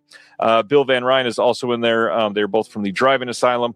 We got Brett McCormick getting interviewed. We got Reanimator Academy location tour, which I love that we're still doing that for SOV films. Kind of incredible. And then so much like alternate director's cut from 2023, a bonus film from 1994 called Children of Dracula, another interview about Children of Dracula, Reanimator Academy Q&A at the Nighthawk Cinema in New York. We got a bunch of trailers, folded mini poster, stick your own VHS stickers, slipcover, blah, blah, blah, tons of stuff. This is crazy. Are you into SOV at all? I mean, if it's fun, I'll watch it. I feel like there's a pretty decent chance that there's more money put into this release than there was the production of the actual film. Yeah. Probably can't argue that. Even the art alone almost feels more expensive than just the film itself. The art's great. I mean, if I saw that on a video shelf when I was 12 in 1993, I would grab it in a heartbeat. Yeah. It's like Boys Lisa Frank, and it's great. Yeah. All right, next up from Visual Vengeance is Cyclops from 1987. This is coming on August 11th on Blu-ray. Now, if you're a big fan of Cyclops, and this is a movie you've been waiting on for a long time, you might want to hop over to Diabolic DVD, where you can also purchase a bonus kit with a human flesh repair kit that comes with the movie. I think that's just a first aid kit, Jesse. But this is hilarious. Go check out that deluxe edition there if you want. We get a brand new 2K transfer from the original 16 millimeter film elements, not shot on video for this one. We get a commentary with Justin Decloux of the Important Cinema Club and Patrick Macias, the author of Tokyo Scope, the Japanese cult film companion. New interview with the director. We got Not in the Way You Expect, the films of Joji George Ilda, video essay. All the Monsters Are Here, the Japanese DTV market of the mid-'80s visual essay. And then all the usual stuff, some galleries, some posters, some stickers, all that fun stuff, and even liner notes from Visual Vengeance. This is pretty cool.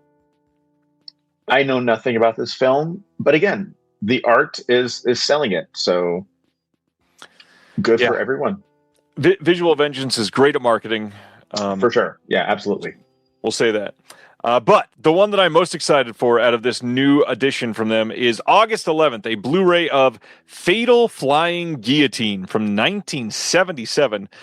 This one says, deep in the forbidding valley of no return, a reclusive master driven to madness by his own obsessive training perfects a nightmarish weapon, the lightning strike, a savage evolution of the flying guillotine with twin whirling blades designed for maximum carnage. That is a hell of a synopsis. Visual Vengeance. Good job. Any intruder who dares cross into his domain faces instant decapitation with ruthless precision. But when a vengeance-driven fighter sets his sights on the valley seeking justice for his mother's death, he must confront both the master's deadly invention and the head-chopping chaos it leaves in its wake. Arriving cheaply and quickly in the fury of the flying guillotine craze that swept 70s international martial arts cinema, this film taps into the era's appetite for outrageous kung fu spectacles sparked by the breakout 1976 smash hit Master of the Flying Guillotine, which I did read all of that to say we have now heard from somebody associated with it that there is a release of Master of the Flying Guillotine coming restored soon, finally. We don't know from who yet. My intuition says Arrow, probably, with what they've been putting out, but that's pretty exciting. We got a new 2K transfer from the original elements on this one, supervised and composited by film archivist Toby Russell. We got a commentary by Justin Decloux, brief history of the Flying Guillotine movies, visual essay. Chan Su Peng was there, visual essay, some interviews, and some more information on here. Is this a Josh type of movie? For sure. Yeah, this is something I'm definitely interested in. Again, this specific title, I don't know, but it sounds right up my alley. Especially if it's a lower rent version of the actual films, definitely something I want to check out. Speaking of Hallmark trash, yes. Yeah. Anime. I am not an anime guy. Are you super into anime or even into anime at all? Not particularly, no. Okay, we'll fly through this then. July 28th, Blu-ray Steelbook in the U.S. from Crunchyroll of The Apothecary Diary Season 1. And there's some trailers and some art cards. Check it out if you're into it. Next. The drama from this year with Robert Pattinson getting his second shout out for the night is coming on 4K and Blu-ray from A24 themselves this July. We had a commentary with the costume designer on this film, the production designer, and the co-editor. Wardrobe and camera test with commentary on this one. Relationship hotline promo, a wedding video, and 6 collectible postcards. Did you get to see the drama? You know, I had an opportunity to, and it didn't inspire me to leave my couch. So maybe it's great. I will watch it. I don't want to pay $40 to do so. So I will wait for it to land on HBO. $40 is a lot. I can absolutely say that. A24 stuff is usually at least okay. I certainly wish they put more on their discs. And I tend to be one that likes their packaging. It's not terrible, but it is pricey for what you are getting, it feels like. Yeah. I have quite a few of their discs, but I'm trying to pare down to things I'll actually enjoy and want to share. Yeah, again, 9,000 DVDs. I get it. Yeah. Hey, this is not much news, but did want to say if you're in the area, go to the Chattanooga Film Festival from June 18th to 21st. And we, speaking of antenna, are going to be having 3 things involved at Chattanooga. We are technically not supposed to say anything yet. So that's why I'm saying 3 things involved. But if you go to the website, you'll absolutely see one that we've not announced yet. And hey, that is kind of cool. You can go get a little head start on some other people. Have you been to Chattanooga for their fest yet? I have not been there, but I've covered it over the last few years. I admire what they do, and I think that they're one of the more adventurous genre Agreed. film festivals out there. They're also, I'm not sure if you agree or not, so hopefully you're not going to come back and be like, no. They're also one of the best virtual festivals, in my opinion. Yeah. They tend to really know how to take care of it. It's very streamlined compared to some of the others. So yeah, they got a lot of virtual stuff. If you are far away, not in Chattanooga, check it out. You'll be able to see some Nintendo things there. They were literally the first festival to turn to virtual when pandemic started. It was them who set the standard for what was going to happen next before any other festival did. So they've been on that train for 6 years now. So that's one thing that I can definitely credit them with. They are absolutely revolutionary. Second Sight, again, teasing something else. Later this year, they are putting out a 4K of The Color of Pomegranates from 1969, a film that I have yet to see. I've always wanted to see. It looks beautiful. They did, I believe, release this years ago, if I remember right, on Blu-ray. So interesting. I think this is only the second thing that they've revealed that they are upgrading, which they've got a hell of a slate that they put out in the past, but this is not really one I expected them to upgrade, but I'm sure it'll do well for them. Have you seen The Color of Pomegranates? I have not. I have their previous release, the very fancy previous release of this, and I imagine that it will be a significant upgrade in terms of, if they're able to do the all the HDR stuff, and that will be a significant upgrade. They had previously Reanimator, which I worked on, so that's another upgrade. I am currently working on another upgrade that will be, I don't know when it'll be announced, because that's not my thing. But I'm working on another thing for them as well that is coming up at some point in the next year or so, I would imagine. So nice. Keep an eye out for more Second Sight. They're one of the best in the biz. If they release something, you can be pretty sure that it's going to be at least among the best versions of whatever film they're releasing. 100%. Yes. So, as an FU to YouTube last week, I absolutely chose this picture on purpose. I could have ran with anything else, but Ignite Films put out some very interesting announcements associated with Cannes, of all places, and they led with Society coming out on 4K. We got 4 announcements of what is coming out from 4K, all of these coming in 2027. First up, Society from 1989, then we got Horror Express from 1972, Bloody Birthday from 81, and The Baby from 1973. Wild lineup of films. Any here that you love and will absolutely be purchasing? So I love all of the films. All 4 of these are fantastic. Society's great. Horror Express is great. Bloody Birthday's great. The Baby's great. The thing is, I have, as a huge Reanimator fan, I pre-ordered the most expensive version of Reanimator that they had, and then basically as soon as it arrived in my mailbox, I got the email from Second Sight saying, "Hey, we're doing that too. Do you want to work on it?" And I was like, "Well, yeah, but I just paid $100 and something to get this dumb bobblehead." Oh man. It's not to say this will happen with any of these other films, but I'm super into all of these films getting 4K upgrades, even more so than their already announced Bride of Reanimator, which I love less than the other Reanimator films. But these are all great, and so if nothing else, it's inspiring that their 4K scans of these films do exist and will be released and at least available. So.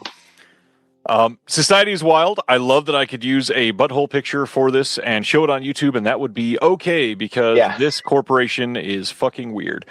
Society rules. Horror Express is pretty amazing. If you've never seen Horror Express, it's kind of like required horror viewing if you're gonna absolutely be a fan of the genre.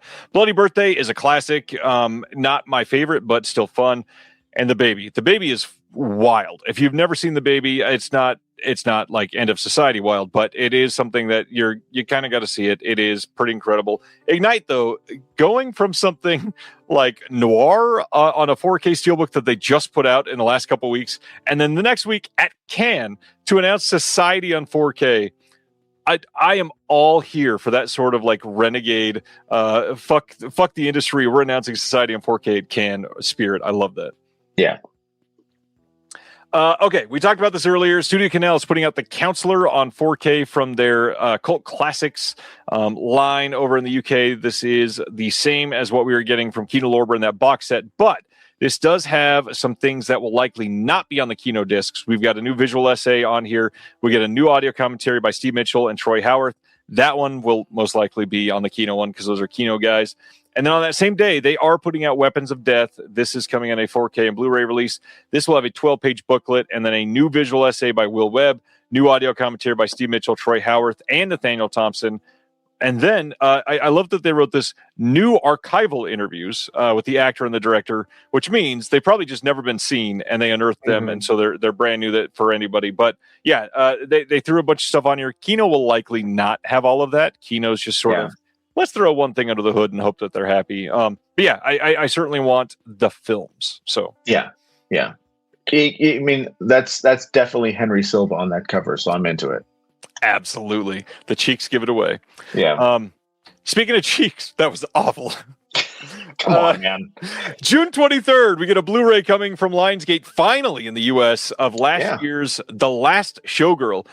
Great movie. Got a Blu-ray overseas. A lot of people imported that, and they only put it out on DVD here. And now finally, it is coming on Blu-ray randomly the following summer. This is such an odd choice from Lionsgate because this movie didn't do super well in the theaters, but they also didn't push it too hard.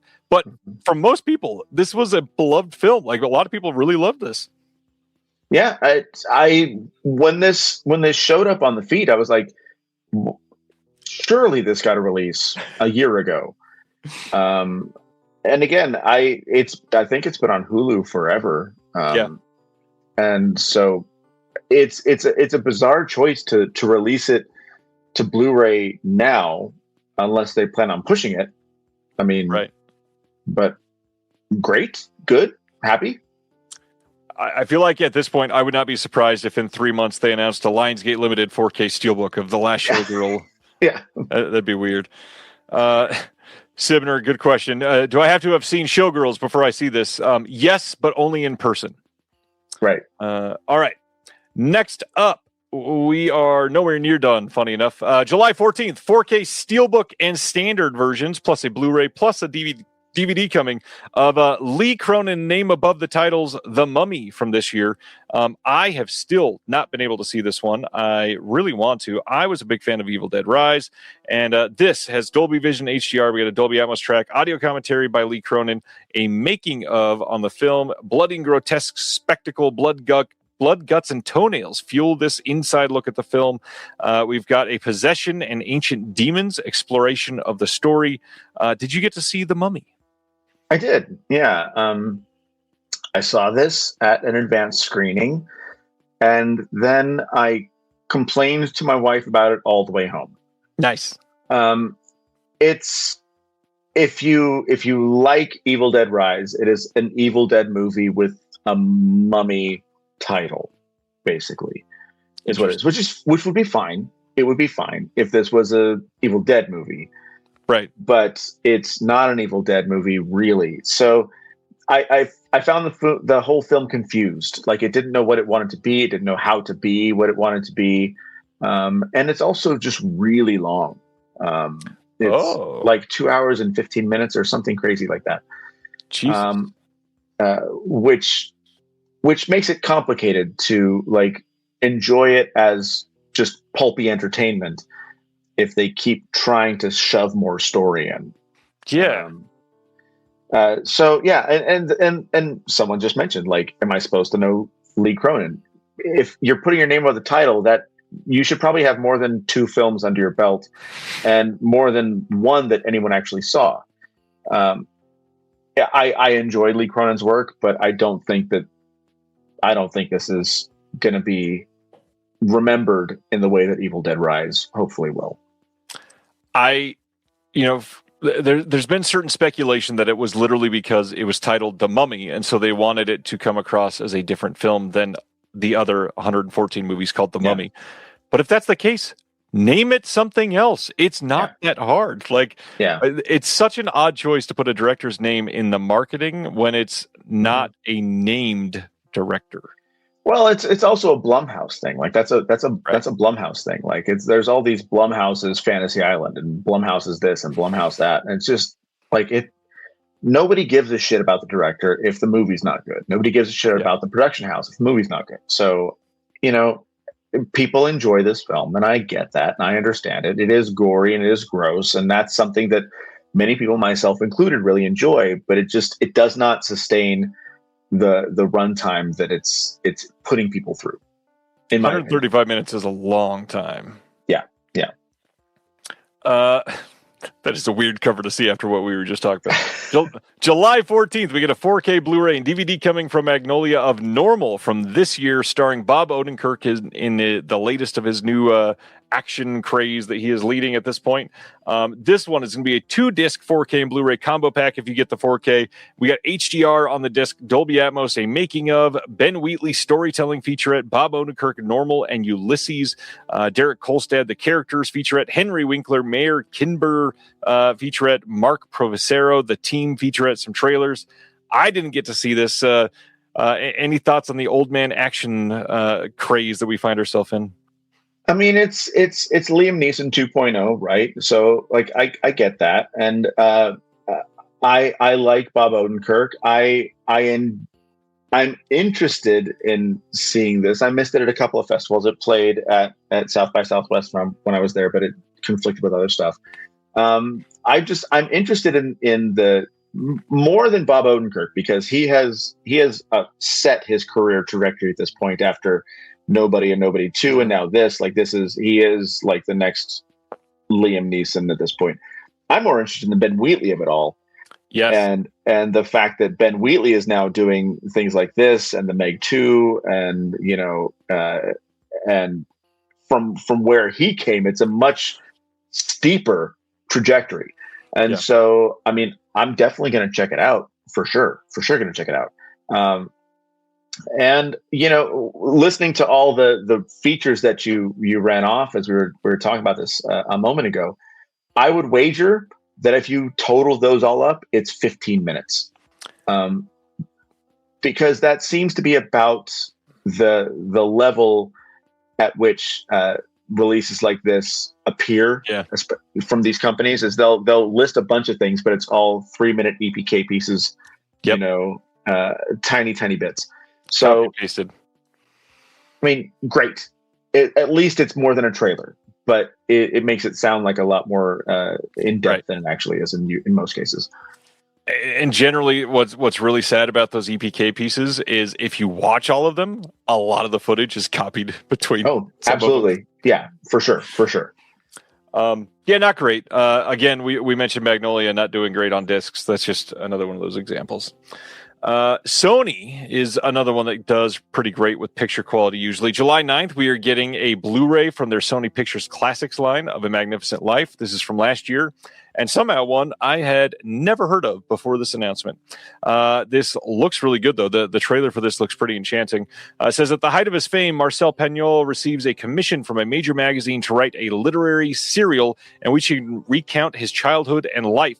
As he begins writing the first pages, the child he once was, little Marcel, suddenly appears to him. Thus, his memories resurface as the words flow. Acclaimed director Sylvain Chomet brings to life the story of the greatest storyteller. And that sounds interesting. I certainly would love to see this, yeah. Seems very cute. The thing says it's from the director of The Triplets of Belleville. Great.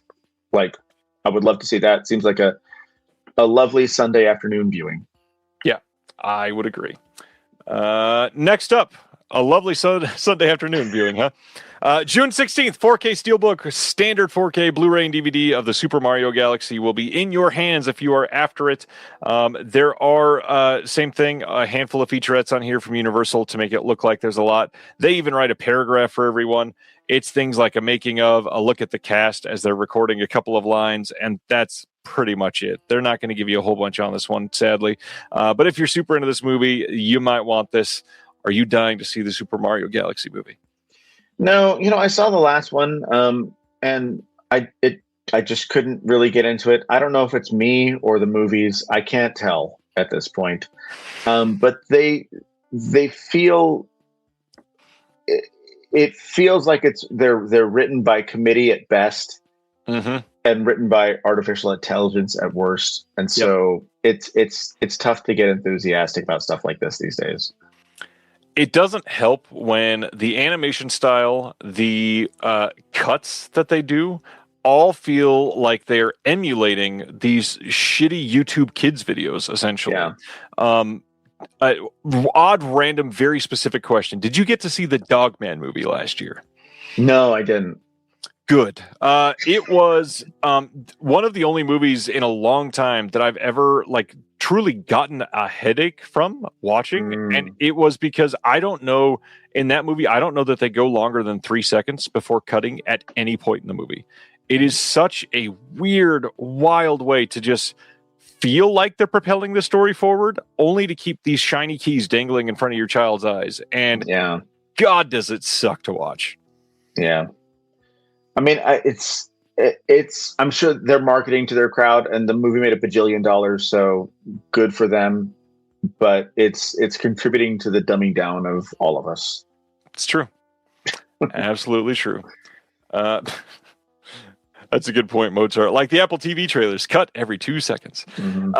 We had talked about Shout Factory, or no, yes, we did talk about Shout Factory. It's a weird timey-wimey world right now, considering my suspension last week. Shout, re-releasing some site-exclusive stuff that was not revealed when they posted their last announcements, but wanted to give everybody a shout-out that you are going to be able to purchase on July 28th brand new wide releases of the Brave Archer collection, that Larry Cohen Mystery Misdirection collection that they definitely told you was going to be very hard to get because it was selling out, the Stephen Chow collection, and the Tai Lung David Chang collection. These are all going to be wide releases. You can get on Amazon, Orbit, Diabolic, everywhere. You can pre-order them now. All the discs are the same. Nothing is going to be different from what they had on their site before. If they had booklets, they won't have those, but it's all the same discs, which means they're probably going to be great discs, and that's great. But the whole artificial FOMO thing really sucks, and I'm glad people are going to get it, but it just market it better. Like, if you got good product, just sell us the product. Yeah, it feels like they didn't sell as many as they wanted to when they were exclusive. Yep. So now they have to get rid of stock. I mean, I have the Stephen Chow collection because I'm a Stephen Chow enthusiast and completist and maniac. The other ones I don't have. And part of the thing is with a lot of these Hong Kong releases that they've done, that there are like maybe one or two films that are trapped inside of a box set that I cannot buy by themselves. And I cannot bring myself to spend $160 to get one movie that I really want. And I'm sure it's contractual. I get it, but it sucks. The hard part is, I don't know that it is contractual. Maybe I'm just being cynical, but I bet the problem is they have 4 movies and only one of them will sell, and the other 3 will get paid for by that 4th movie. That's, also very possible. All right. Next up, we started getting some BFI announcements for the first time in what feels like a while today. We've got On the Beach from 1959 coming to Blu-ray in the UK on July 27th.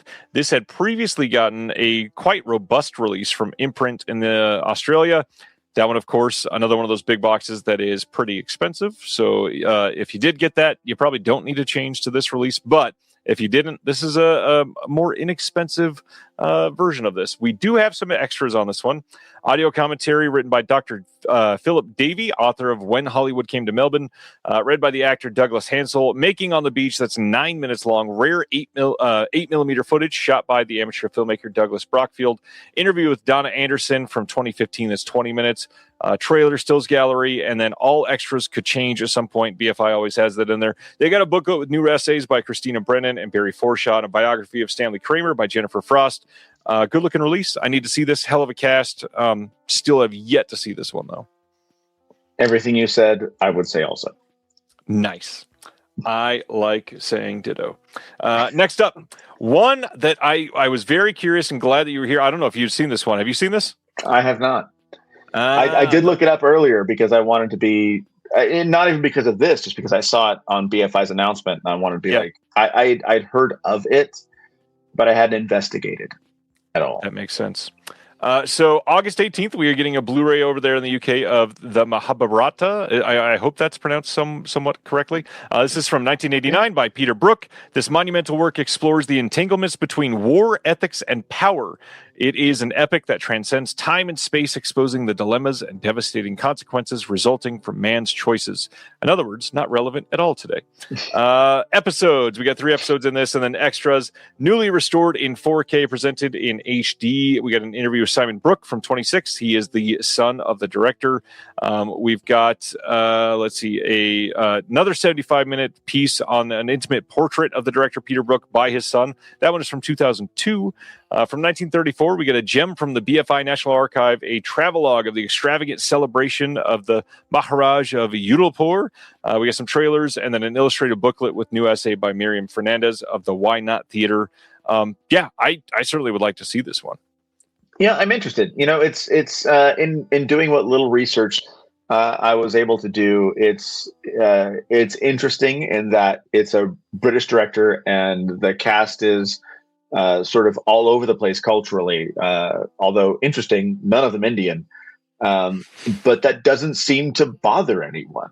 They feel like this is an effective retelling of the story, or effective enough retelling of the story to make it universal. Now, what is interesting about this is that the Mahabharata is also very well known in India as Rajamouli's dream project.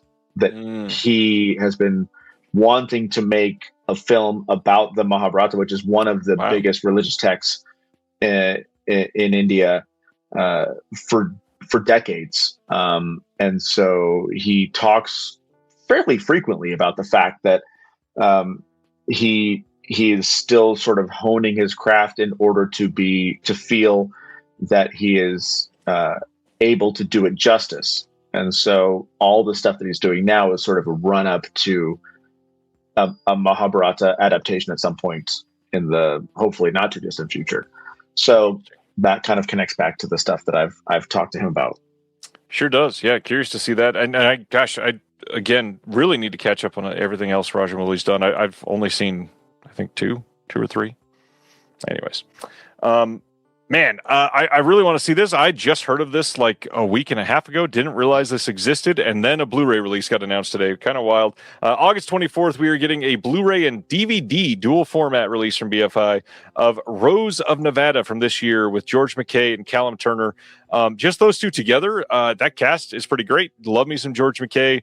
Callum Turner has continuously been really surprising in what he's done. Eternity last year was really great. I feel like nobody else saw that, but pretty good movie. This one sounds fantastic. Mark Kermode, second shout out to Mark Kermode, which is pretty rare on the show, but all in one night.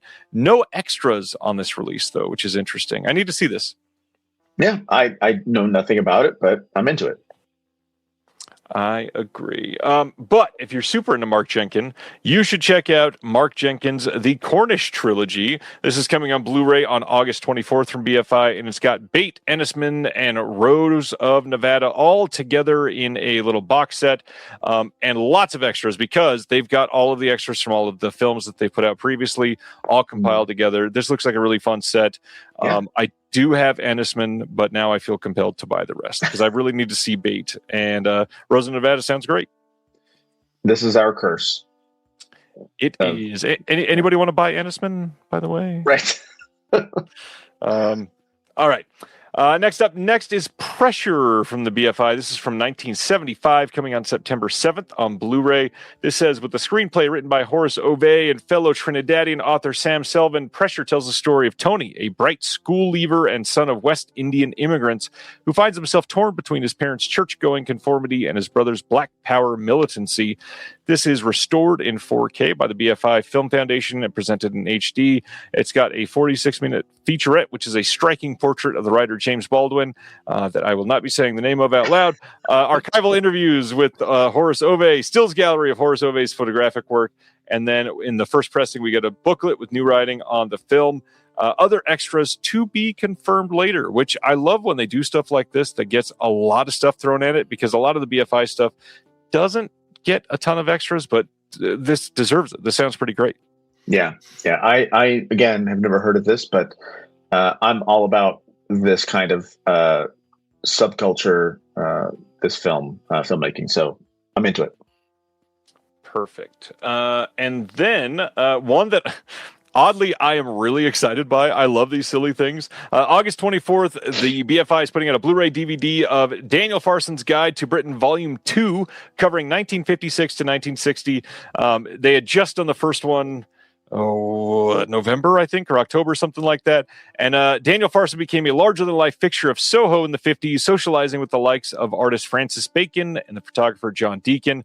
But he was also a groundbreaking investigative journalist. And the stuff on this set is just exciting. I love short little docs like this. So we've got Out of Step, Tuned into Nature's Radio, Out of Step, Nudism, Out of Step, One Man Against the World, Out of Step, The Seventh Day, Keeping in Step. Anyways, there's a bunch of these that are about 12 to 30 minutes long, depending. And it just feels like older Louis Theroux type of things. And I love stuff like this. We get commentaries on some of them that they will be confirming at some point. And then there's newly made optional English descriptive subtitles and a booklet that's going to be on this. Are you into silly things like this, like me? I mean, it feels like sort of a proto-Mondo film kind of thing, which sounds super interesting for sure. Something that you'd find on a Something Weird compilation and fall in love with it, and then hope that AGFA released in 4 years in 4K. So, speaking of 4K, September 7th, the BFI is releasing a Blu-ray of Ed Wood's Plan 9 from Outer Space. It will also include his film Bride of the Monster with no other extras. And the way that they wrote this out, it's very much looking like they restored Plan 9 from Outer Space, did not touch Bride of the Monster, and said, well, shit, we need something else on the disc. Let's throw it on there. Just a general reminder to people that Film Masters has revealed that they are doing a 4K UHD of Plan 9 from Outer Space. That being said, that doesn't mean it will look better than the BFI Blu-ray restoration of Plan 9 from Outer Space. I would probably wait on reviews if you were really wanting a 4K of Plan 9 from Outer Space. I would be very choosy of which one of these to get. Well, this is a public domain title, right? So it's, it could be anything. I have a very harrowing history with this film. It terrified me as a very young child. And now that seems very stupid, but when I was 7, it was the scariest thing I'd ever seen. And again, I feel like this is one where the money put into the restoration and the release of the disc would far outstrip the actual production budget of the film, which I just find fascinating. Yeah, it's Plan 9 from Outer Space. Everything's been said. I don't need to go into it too much. That being said, I do like that more people are going to be talking about Ed Wood, and I also would like to see some more releases of his other stuff coming up, which has kind of been rumored that Film Masters might be working on more of his stuff, and the Plan 9 from Outer Space 4K might be like the cornerstone of an Ed Wood box set, which would be really cool. I'd like to see more of it out there, more people be able to talk about it, which hopefully would compel Disney to restore Ed Wood the film. They should put it in the pink fuzzy Angora like they did with the VHSs back in the day. That would be incredible. Let's see what is next. Via Vision in Australia is putting out a 4K Blu-ray dual format release of The Substitute from 1996. We have been talking about The Substitute way too much over the last 18 months. This has seen multiple releases, including all 3 of the films getting a Blu-ray release in Australia, then the 4K coming to the US. from Vestron, and now the 4K coming from Via Vision. Interesting release. This will look exactly the same as the Lionsgate 4K that's coming out from Vestron, which still kind of feels like an odd Vestron title. As far as extras, you're not getting anything new on this. If you really want a hard box for the substitute, here you go. It's got a poster. I don't know. I mean, this is one for your Australian viewers. You know, it's true. There you go. Anybody that is not in the U.S., basically, because Vestron was only locked to their website because Lionsgate sucks.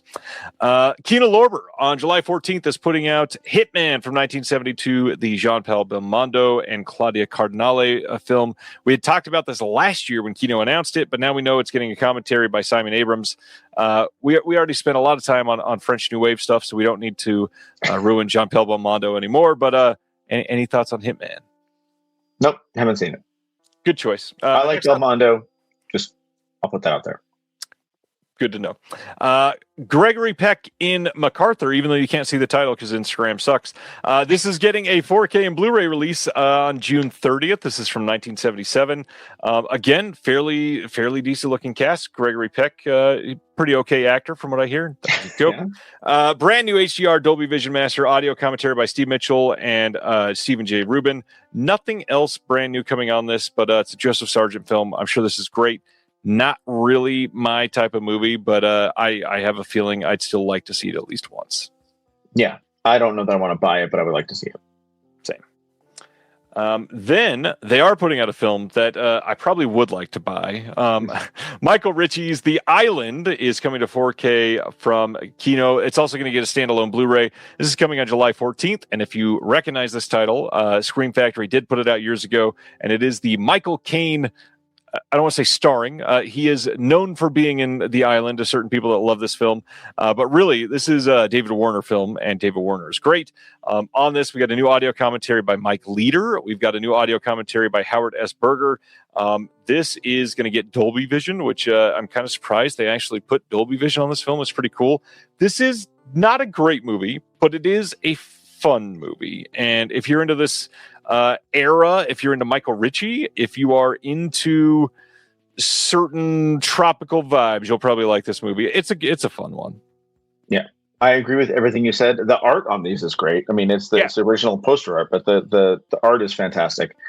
And all the contributors you mentioned are people that I would like to. If I were to purchase this, I would consider that to be, are those contributions to be, value added. I would agree. I am just catching, because I thought I read it wrong out of the corner of my eye, that they call it the super thriller from the author of Jaws and the Deep. What is a super thriller? It's 10% more than an actual thriller. Not quite a mega thriller. A little tease for tonight, but this thriller goes to 11. Yeah.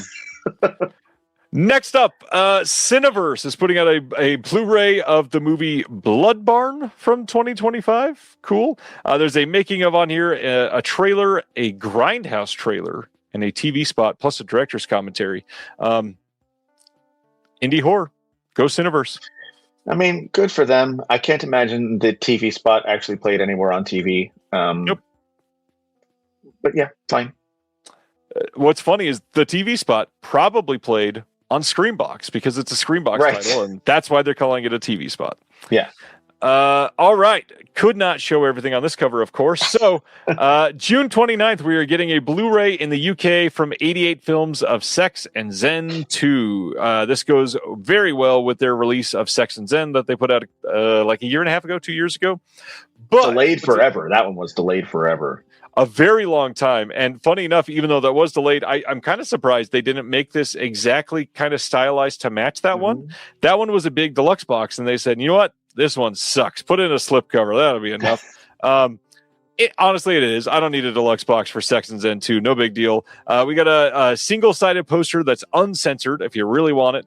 We got a booklet with notes by Callum Waddell. We've got some special features on here. Fully uncut HD Blu-ray presentation, regraded in the UK. We've got Cantonese mono with newly translated English subs, audio commentary by David West, the original Hong Kong trailer, an image gallery, And it is going to be region B locked if you are not region free. So check it out if you need to, but keep an eye out on that. Sex and Zen 2 or 1. Have you seen either of those? Sex and Zen 1, I've seen many times. I have 3 Blu-rays of it because I thought they would be the only ones available, and then someone else popped up with a new version. Sex and Zen 2, I actually haven't seen. So I'm interested, but I know that the first one was released by Shout Factory not too long ago, so maybe hold off and hope it's not trapped in a box with 6 movies I don't want. Right. Absolutely. Thanks, Shout Factory, but no thanks. Then, very curious that they went and took the Shawscope title to title this box set. 88 Films on July 27th is putting out a Blu-ray triple feature called Shawscope Triple Feature. This covers 3 films. We've got 2 Champions of Shaolin, Shaolin Prince, and Shaolin Intruders. These are from 1980 to 1983. Audio commentary by Frank Chang and Michael Wirth on one of the films. Derek Yee on acting and directing.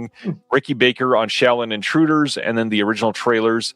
88 Films does quite a lot of Shaw Brothers stuff, and it's usually pretty decent.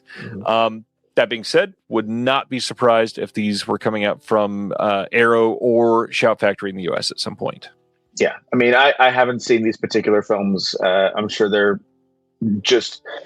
probably bananas by the years that these releases are. The early 80s. At that point, they turned into super fast cuts, crazy stuff. And Frank Chang is probably recording 3 commentaries simultaneously right now, based on his output. In a hotel room with his wife sleeping in the bed and him just like sitting at the vanity recording. Exactly. On Sex and Zen 2, I mean, I have to mention that somebody watching right now just texted me an excerpt from the rating on IMDb, and I've probably read this before at some point, but wanted to read out, just so you can keep in mind while watching the film. A man climbs on 2 ladders with 3 watermelons chained to his dick. He calls it Iron Dick and practices it so his dick can be as hard as iron. That is Sex and Zen 2. Okay, I'm going to write that down, and I'm going to get 2 ladders. Oh man, I love this movie. July 20th in the UK, we are getting a 4K Blu-ray dual format release of Ricky-O, The Story of Ricky. Great movie. Brand new 4K restoration in the original aspect ratio. It's got the Cantonese mono theatrical mix with newly translated English subs. It's got the home video mix also with the Cantonese mono and new subs. It's got the classic mono English dub. It's got multiple audio commentaries. Frank Chang, Kim Newman, and Sean Hogan. Another one on top of that. And then a brand new 2026 interview with Terry Wong, who's also Fan Su Wong from the film. And an archival interview with Fan Su Wong as well. I imagine you love Ricky-O. I have purchased so many versions of this movie from, the Tai Seng VHS back in the 90s, DVDs, the first Tokyo Shock Blu-ray release, which sucked, and then I've had so many different copies of the film. And there was a 4K that was released not too long ago, a couple of years ago, that was apparently not real 4K. It was an upscale, so I'm 100% in for this as long as, and it sounds like it has the original dub, the original English dub, because this is one of very few movies that I will watch in the English dub before I'll watch in the original language, because the English dub for this is fantastic. I am so glad you said that. This is literally the only movie that I actually prefer the dub on. Every other incredible movie, I will go for the original. This one is so good. Yes, it is amazing. It's an amazing dub. Good looking art. This movie's not. It doesn't ever really have bad art. It's pretty much always been pretty great art. This is pretty good. If this is the last 4K release, which it won't be, no. Let's be honest, Vinegar Syndrome or somebody will put it out here in the US. That honestly, that's probably going to happen now that I've spoken that out loud. Yeah, I'll be buying this, and then I'll probably get the Vinegar Syndrome in a package that I'm not paying for. Yes. July 20th, a Blu-ray coming in the UK from 88 Films of American Pie, the collection. We don't need to spend time on this. It's the main 4 films. They've already released all these films on Blu-ray and 4K. It's just a collection for them to put out another one, just in case you wanted to pick them up. I think may have already lost the rights to the first 2 on 4K, which is really interesting that it was very temporary. But yeah, if you're into the films and you only wanted those 4, hey, pick it up. There you go. Next up, another indie horror, Scream Team releasing I guess they're a boutique in a way.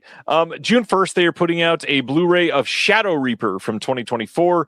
This is a film that I was not super intrigued by until I saw shot completely on Kodiak film. And for a movie like this, that's kind of amazing. Very curious how and why they chose that. This sounds okay, but very, very interesting. I got an audio commentary, a making of the film, outtakes, photo gallery, trailers. Any thoughts on this? Are you into Scream Team releasing or ever got anything from them? No, I have no interest in this, not through any fault of theirs. I'm sure it's fine for what it is. Shooting it on film probably made it a lot more expensive than it needed to be. Absolutely. Which, funny enough, they are making that up by also putting this out on VHS. If you are into, well, they can charge $60 for a VHS, or whatever those cost now. Next, we've got August 11th, a Blu-ray in the U.S. U.S. only, by the way, from 88 Films, of Operation Scorpio from 1992. This one sounds really fun. It says a young man learns martial arts from two masters of opposing styles. He then combines them to take on a gangster son, a master of scorpion style. A young man that was duplicated. Thanks, 88 Films, for duplicating that, making me look stupid. We got a slipcover with new artwork by Kung Fu Bob, 2K restoration from the OCN. We've got an audio commentary by Paul Bramhall, a conversation with Wang Jin. We've got, I think that's supposed to be Wang Jin, so thank you also for misspelling that. Got 88 Films. You're great with QC, by the way. If you ever need help, man, I don't know why you'd need help. This is amazing. Scene-specific audio commentary. We've got exclusive to 88 Films, a sneak peek at Jump Senior from 2024, a new film from the same director. Conversations with some other individuals, including Lau Kar Lung. This sounds interesting. Yeah, it's probably fine. I'll find it on Daily Motion, and then we'll see what happens. The most honest statement of tonight, and I love it. Next up in this sort of U.S. only bunch that they're putting out, the first of two Angela Mao films. We've got Stoner from 1974, starring Angela Mao and George Lazenby. Yes, George Lazenby. We got a slipcover, 2K restoration from the OCN, in audio commentary by Frank Chang and Michael Worth, and this is something I will have to own for sure. Yeah, I don't know anything about this, but the George Lazenby connection is definitely interesting. Well, if that's not enough, they're also putting out The Tournament, which is also from 1974, and this also has Angela Mao. So very interesting way to combine these together. This is directed by the same director as Stoner that we were just looking at, featuring some of Angela Mao's very best fights. The Tournament is a classic basher from the early 70s with awesome action arranged by the legendary Sammo Hung. 2K restoration. Yeah. Very, very young there. 2K restoration from the OCN, remastered original Mandarin mono soundtrack, and then an audio commentary by Frank Jang and Michael Worth, because we've not said his name enough yet. Ricky Baker speaking on the tournament, Carter Wong on the tournament, and then English opening and closing credits. And yeah, I feel like I got to get this. Another Golden Harvest. I'm into it. Yeah, it's hard to say no to Angela Mao. She'll kick you in the face. Yeah, I really need to go to her restaurant at some point. I would love that. And for those that don't know, she owns and runs a restaurant in New York and still works there from time to time. Vinegar Syndrome, for those that had not heard, is having a sale, and not the sale that we normally are talking about right now. That is next Thursday. But they have a sale at Barnes & Noble right now that is running until June 7th on all of the available OCN titles. It is 50% off. And now, for all of you watching the show, that might not be super enticing. You've got a site-wide sale coming next week. But the big thing is a lot of titles that will not be on sale in that sale are on sale in this sale. So just like the Arrow and Criterion and all those other sales that we talk about at Barnes & Noble throughout the year, these are all available in person, online, whatever. But all of their titles that were under OCN are all available that they had listings for at least half price, which if you're after one of these and you didn't want to wait until November because it wasn't going to be on sale yet, this is a cool opportunity. For sure. And go get Huckle. Huckle's available. Go get Huckle. July 21st, we got a 3D Blu-ray coming from Kino and the 3D Film Archive of Jerry Lewis and Dean Martin in Money from Home from 1953. I'm not a big Jerry Lewis fan. Are you? I could do without. Good. I agree. This one, brand new HD master from a 4K restoration by Paramount and 3D Film Archive, restored from the 35mm Dynoptic 3D Technicolor camera negatives. That's all interesting. I'm into that. That's exciting. And then I see it's Jerry Lewis. Audio commentary with film historians James L. Nybar and Mike Ballou. Audio commentary with Nathaniel Thompson and Howard S. Berger. A documentary short and Dean's Disc music short. And then on the set slideshow. Really cool. You've got the flat version on here as well if you don't have the 3D glasses. Usually they include a pair of 3D glasses in here. Would not be surprised if there was at least one. Yeah, I like 3D. Yeah, I mean, good. Another good for the archivists, you know. Agreed. It's there. At least a little bit.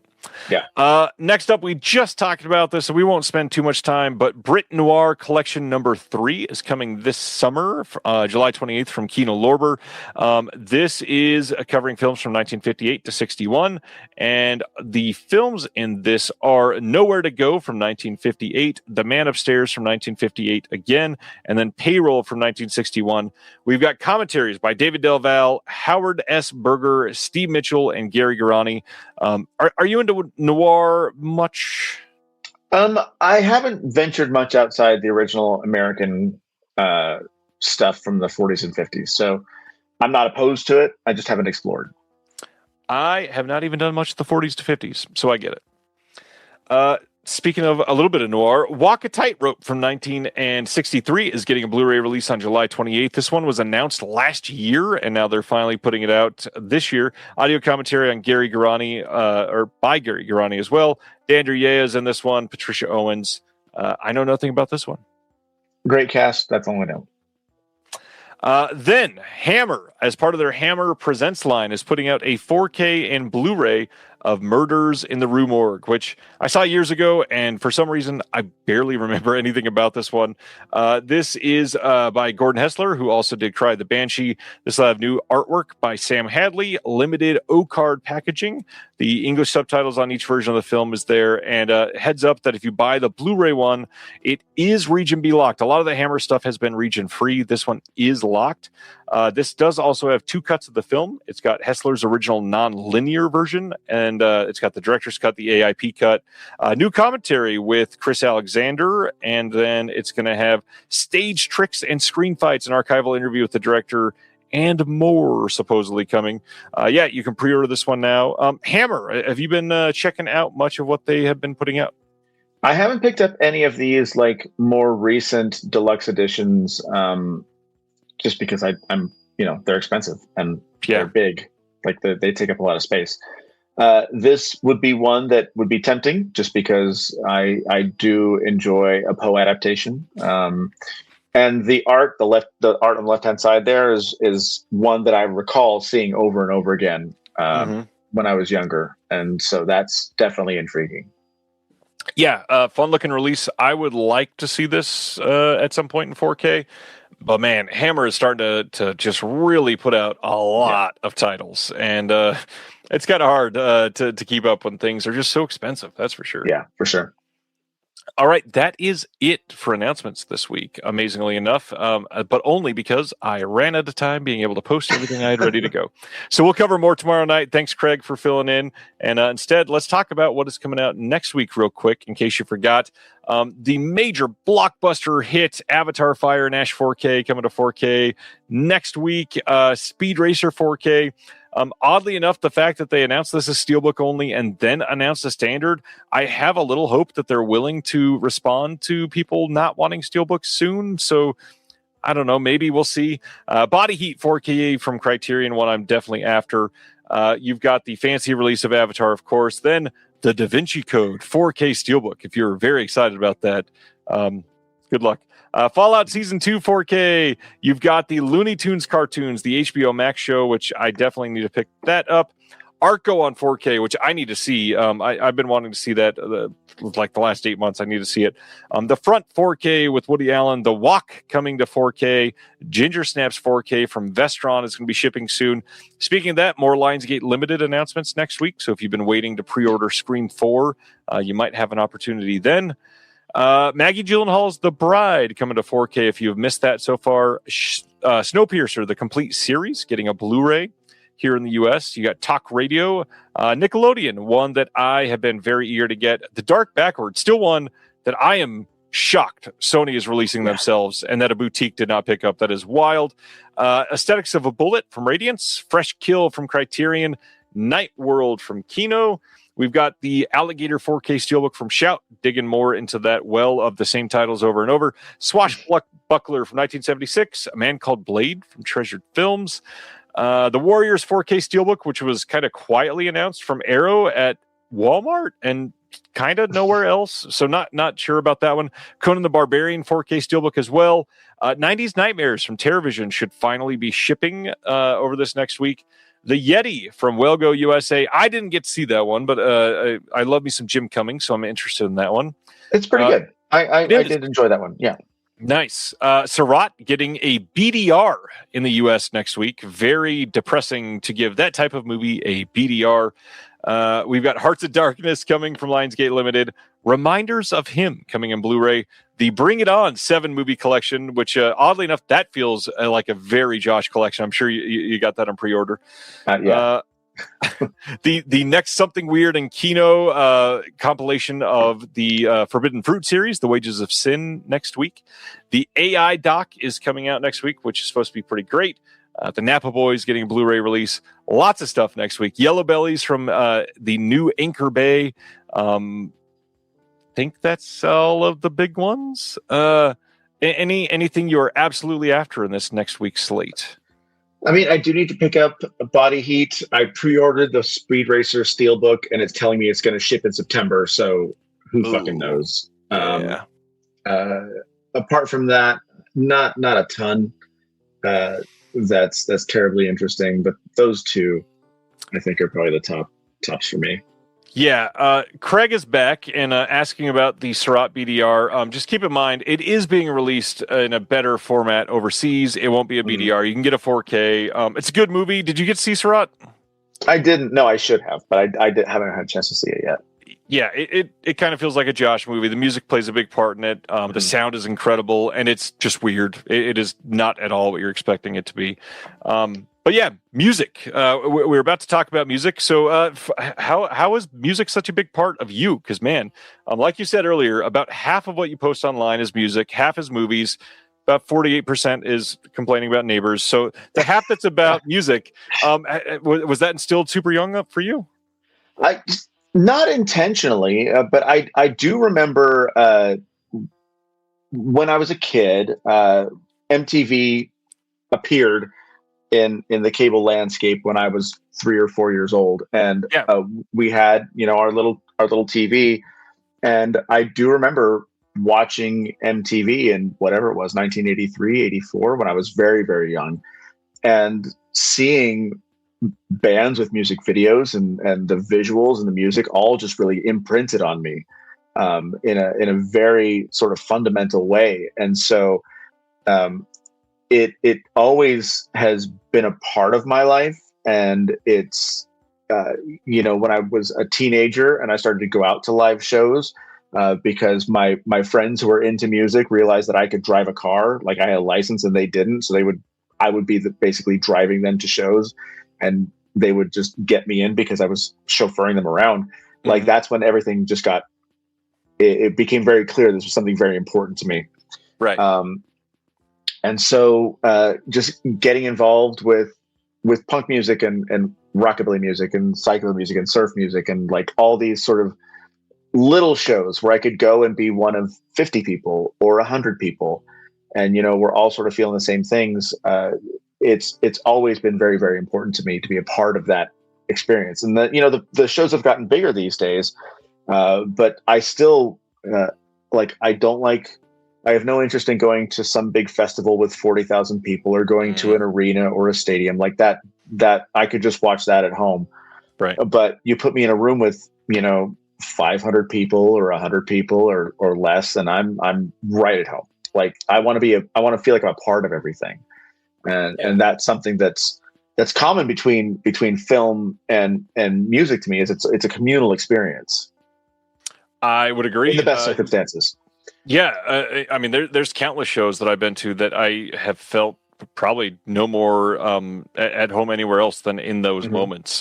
Being in a sweaty ass room with like 80 people in the desert in a garage show or something is just a crazy part of childhood that I don't ever want to give up. Being a teenager and discovering I just like being here and not caring about anything else in that moment. Not even being able to think about anything else in that moment, because everything is abrasive in like a really positive way, and so you're just kind of immersed in all of it. I feel alive in those moments in a way that like I don't feel alive in other places. That like this is what it's about. Like there's this bubble around me where this is all that's happening, and everything else falls away. And that's just I need that so much right now, even more so now that I'm older. To feel like my bills are somewhere else. My health insurance being shitty is somewhere else, and I'm just here right now. Gotta ask, did you ever play music? Is that something that you've ever walked down a path towards that?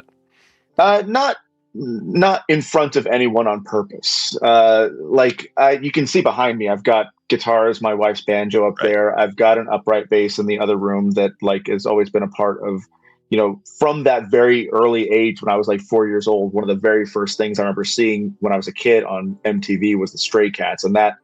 Nice. that rockabilly like really imprinted on me at a very young age. It's like it looked so fucking cool, and I just wanted to be that cool my whole life. And so, like, I play that stuff, and I've always sort of fantasized about being in a band. But by the time I was able to commit the kind of time that would take, I always felt like I was too old, because I felt like it was a young person's game. I still would like to try it at some point. But I'm old enough now that it would just be like, let's play in a bar like every couple of weeks, and then I'll be cool with that. It mostly manifests itself now with karaoke when I have the opportunity, and I just I can lose myself in that, and that's enough for me right now. What's your go-to karaoke song then? I'm a big Tom Jones guy or Diana Ross. Like I like to belt, because if I'm gonna get up there, I'm gonna go all out, and you can't really half-ass. You can't half-ass Tom Jones. You can't half-ass Diana Ross. So those are a couple that I really enjoy doing. So tonight, rock and roll movies. What in your mind makes a rock and roll movie? Because that's going to be the first question for many of these people. Well, it has to be centered around the music. The music has to be integral to the plot, to the character development, to the story, to the characters.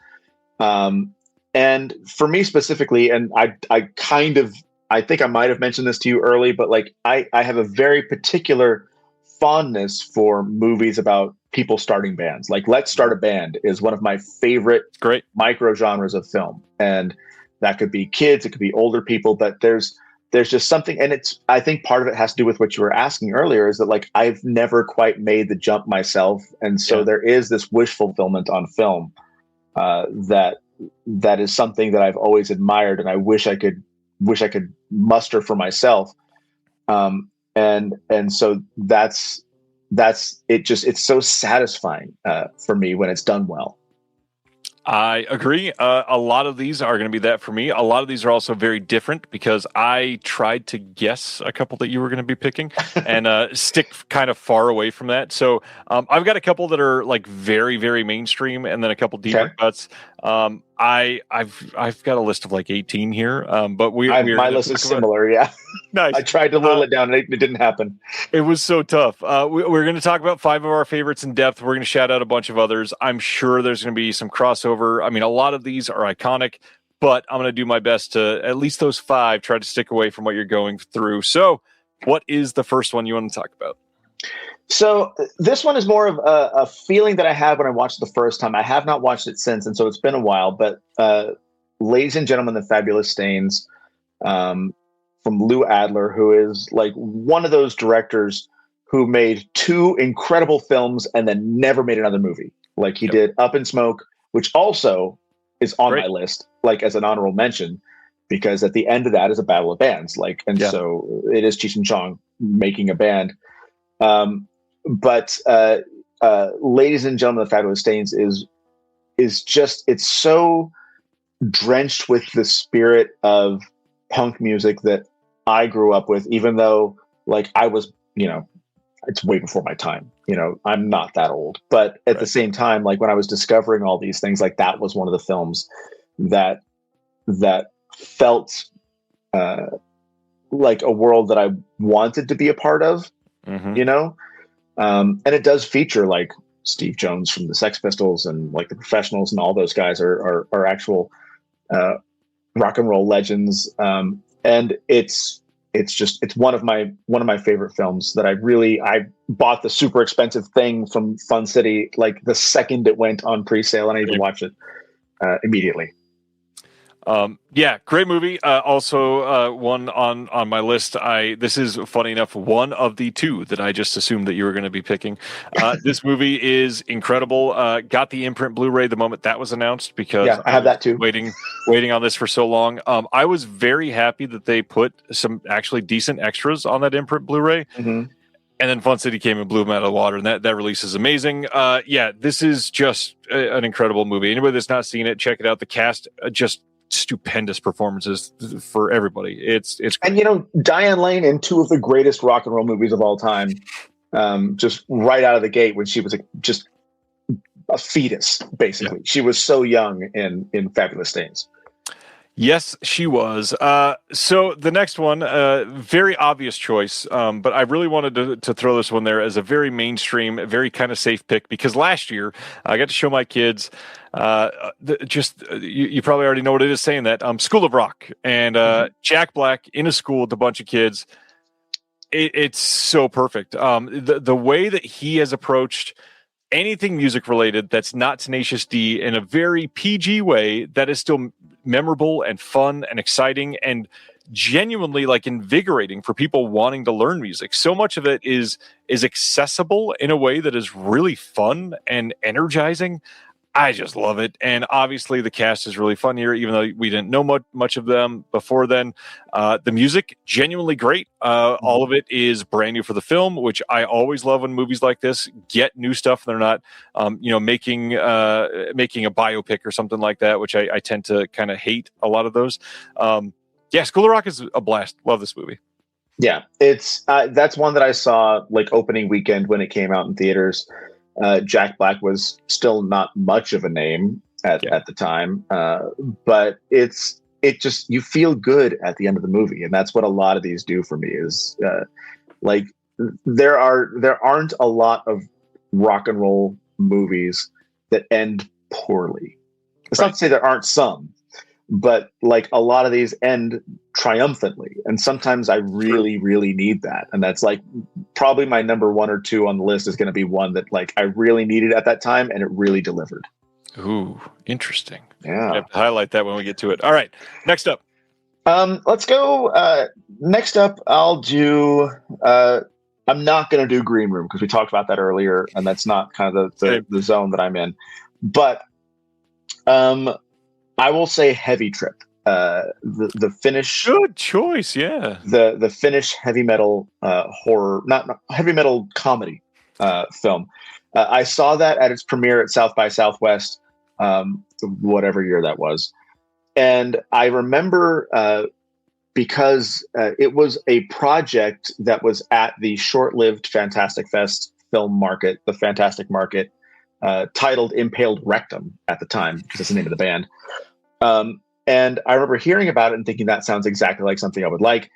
And then when it actually played at South by Southwest, I was like, I was right. This is something I would like. It's like the Bad News Bears, but with Finnish metalheads. And it is like a bunch of losers trying to make a band.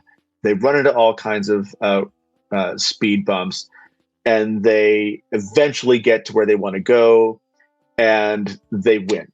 like they don't win the battle of the bands, but they win as people. Like they have achieved their goal in the end. And there's all sorts of ridiculous violence and death and like all kinds of crazy shit happens in between. But in the end, you're cheering for these people in corpse paint and talking about all this terrible heavy metal shit, but you love them all the same. And it's just one of the sweetest movies about death metal that you'll ever see. How'd you feel about the sequel? It's less that.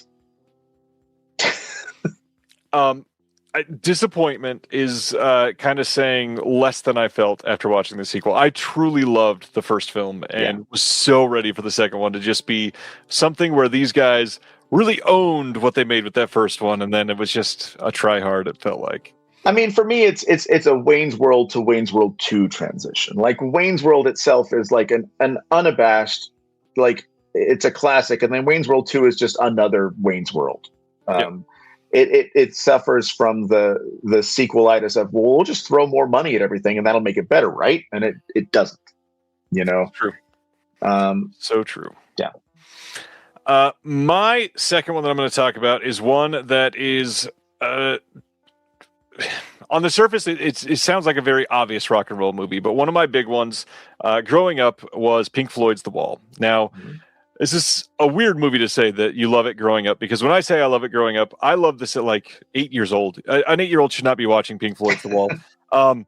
I truly loved the animation in this movie growing up. I loved the weirdness in the movie and did not understand a lot of this movie, and then hit 15 and went, oh, that's what I've been watching. My dad was a stoner and a drug addict in so many different ways. My dad was is a terrible person, probably. I don't know him anymore. But the foundation of music in my life started early with a few different films, few different bands. Saw Tom Petty live when I was like 4 years old. That sort of thing sticks with you. And this is a movie that will stick with you. And for lots of people, you don't even know why. This movie is a fever dream of sorts in so many different scenes. I truly count down the moments until we get everybody in a way that we can understand each other from Pink Floyd and maybe get a remastered version of this. I would love to see this reappraised in 2026 and maybe get some like contextual extras and some things to make this a beautiful package, because this movie was such a phenomenon across so many different like countercultures. This deserves a big reemergence. The Wall is crazy. There's a DVD out there you can find. It's great. Don't count on anything coming because Pink Floyd hates each other. So, I mean, I will admit I have not seen Pink Floyd's The Wall. That being said, the closest association I have to the film is negative, and through no fault of Pink Floyd's. But the one of, and I don't know if it's still the case because I've sort of divorced myself from a lot of this stuff in the years since. But one of the largest racist skinhead organizations in the country is the Confederate Hammerskins, who are based in Dallas, started here in the 90s, early 90s, and they took all of their imagery and all the iconography from that film. Yep. And like. I won't say that it soured me on the film because I'm just not a big Pink Floyd fan, but it's also like my closest association to the film is knowing that the Confederate Hammerskins took their iconography from Pink Floyd's, which I recognize as like, it's one of those things where they didn't understand what the movie was doing, but they thought it looked cool, and that happens far too often these days. So people will like, fascist organizations will take iconography from things that are making fun of them, be like, well, we think it's cool, so we're going to just take it now. Yep. Which sucks. The South Dakota faction of the Romper Stomper Deluxe is not a great look. That was a joke. I don't love Pink Floyd either. It's just something about this being ingrained in childhood is so odd. And man, the imagery will stick with you. And there's a lot there. There's a lot of pushing back against fascism. There's a lot of pushing back against the authority. That's a lot of what rock was, especially in the 70s. So yeah, I love the movie. and I need to watch it again. It's been years. Yeah. Okay, so my next pick was kind of a Hail Mary, but the more I think about it, the more I really love it, and that is Josie and the Pussycats. It does fit the let's start a band mold, although they are already a band when the film starts. They do get sort of pulled into the commercial machine. A lot of this is like the songs are super duper catchy. It's crazy in a way that only films from that time period were crazy, like Josie and the Pussycats, Spice World, like all these sort of Austin Powers, like very over the top films were. And on top of all of that, it's got one of the greatest Parker Posey performances of all time. Mm-hmm. And that's saying a lot because Parker Posey is amazing in everything she does. She completely understands the assignment in Josie and the Pussycats, and I love her for that, and I love that about the film, and that makes it just perfect for me because it's ridiculous and hilarious and stupid and smart, and she's great. And like, I should not love that film. It's for a teenage girl, but I cannot help like enjoying every minute of it. I have to change the last one I was going to talk about because this was on the list. I adore this movie. This came at a really fun time in life. I was literally like finally discovering irony and the way to approach satire that wasn't just like Monty Python, like very earnestly done camp, essentially. Yeah. And this movie delivers on every goddamn level. I adore this film. The performances are crazy. People in this movie are obnoxious. And then there's Parker Posey, who is everything. Yeah. And I'll leave it at that. It's just perfect. So I'm gonna replace that right now with one that barely missed out on my 5, and I'm gonna replace that with somebody that great director of this film, and he directed a couple other things that you've seen, but I was about, I think I was like 9 or 10 when this came out, and Tom Hanks directed That Thing You Do, and That Thing You Do is a movie that, if you've never seen it, it feels like the beginning of the Beatles-ish. It's people getting very small waves of support that turn into larger waves of support that turn into oh my god fandom, and it's directed kind of wonderfully. It's got some really incredible, very like centering performances from somebody like Giovanni Ribisi, who had not done a ton up to that point. The music is great. Again, the constant overuse of the Oneaters joke is hilarious. This is one of those movies where you watch and you're like, this just feels like you said earlier, a world I want to live in. Just put me in this world for a month, and I guarantee it would feel wholesome and fun and interesting. And not being alive in the 60s and 70s, being able to feel a very early Beatles sort of feeling from some of this was just a fun world to live in. Again, very well made. Tom Hanks didn't direct a lot, but when he did, most of them were pretty great. This is one of the best. I love this movie. Check out That Thing You Do. This is another one. I wish we would get another updated release. It has not had a lot of attention throughout the years, and it was not hailed as a wonderful movie by most, but it's pretty great. Yeah, that's a great. And this was on my honorable mentions list, but one that occupies a similar space in my brain is The Commitments. The Commitments is like an incredible film that I haven't watched enough, but when I do watch it, it always reminds me of how great it is. Yeah. Because it is another one of those sort of, I don't want to say rags to riches, but sort of like, grassroots. We want to be a soul band. That's all we want to do. We're going to do this thing. And it feels like a similar sort of story between the two, even though the Commitments don't reach the same apex as, the Wonders. But it's a similar sort of time frame, I think, at least, that those films are working in. Agreed. Fully agreed. So my next actual film will be Sing Street. So Did I just take another one of yours? No, not at all. Good. I feel quite ashamed. I've not seen any of his films, and I know he's got one that's doing a festival circuits or early screenings or something. I think it just premiered at South by this year. Yeah. This is getting hammered into me that like, hey, I'm an idiot and I've not seen any of his stuff. So I have not seen any of his other films. From what I understand, they are not the same as Sing Street. In terms of what makes me love Sing Street. So interesting. So quick story about this.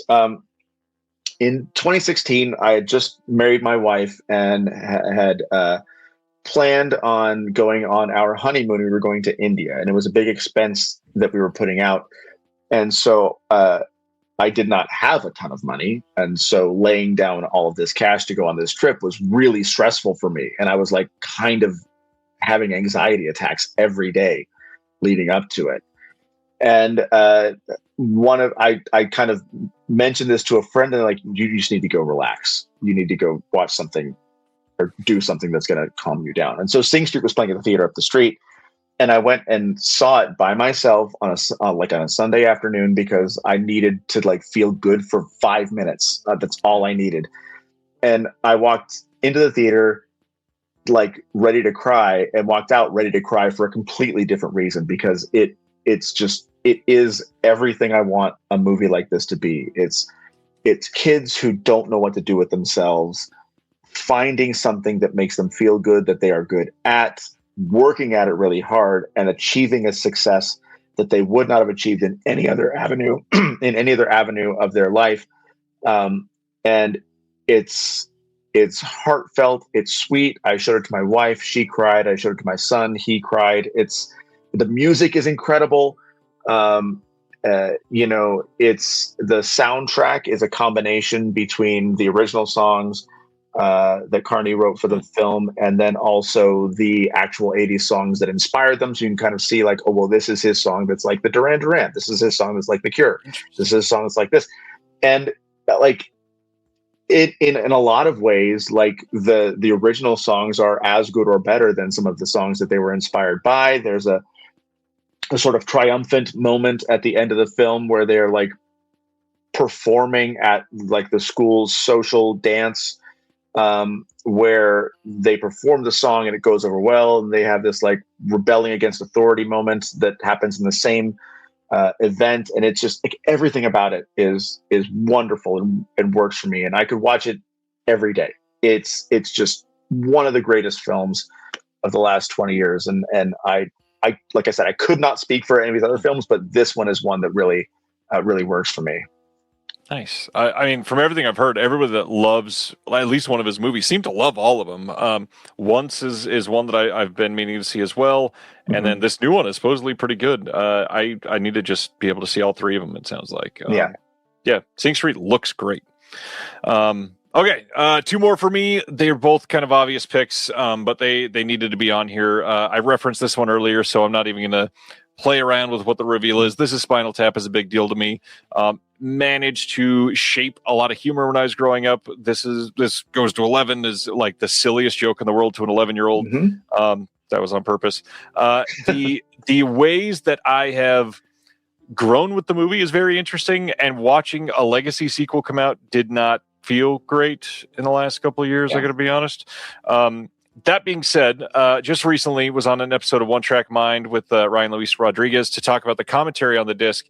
And we, obviously we talk about commentaries with Spinal Tap. You're thinking about the commentary where everybody's in character, and it's a great commentary.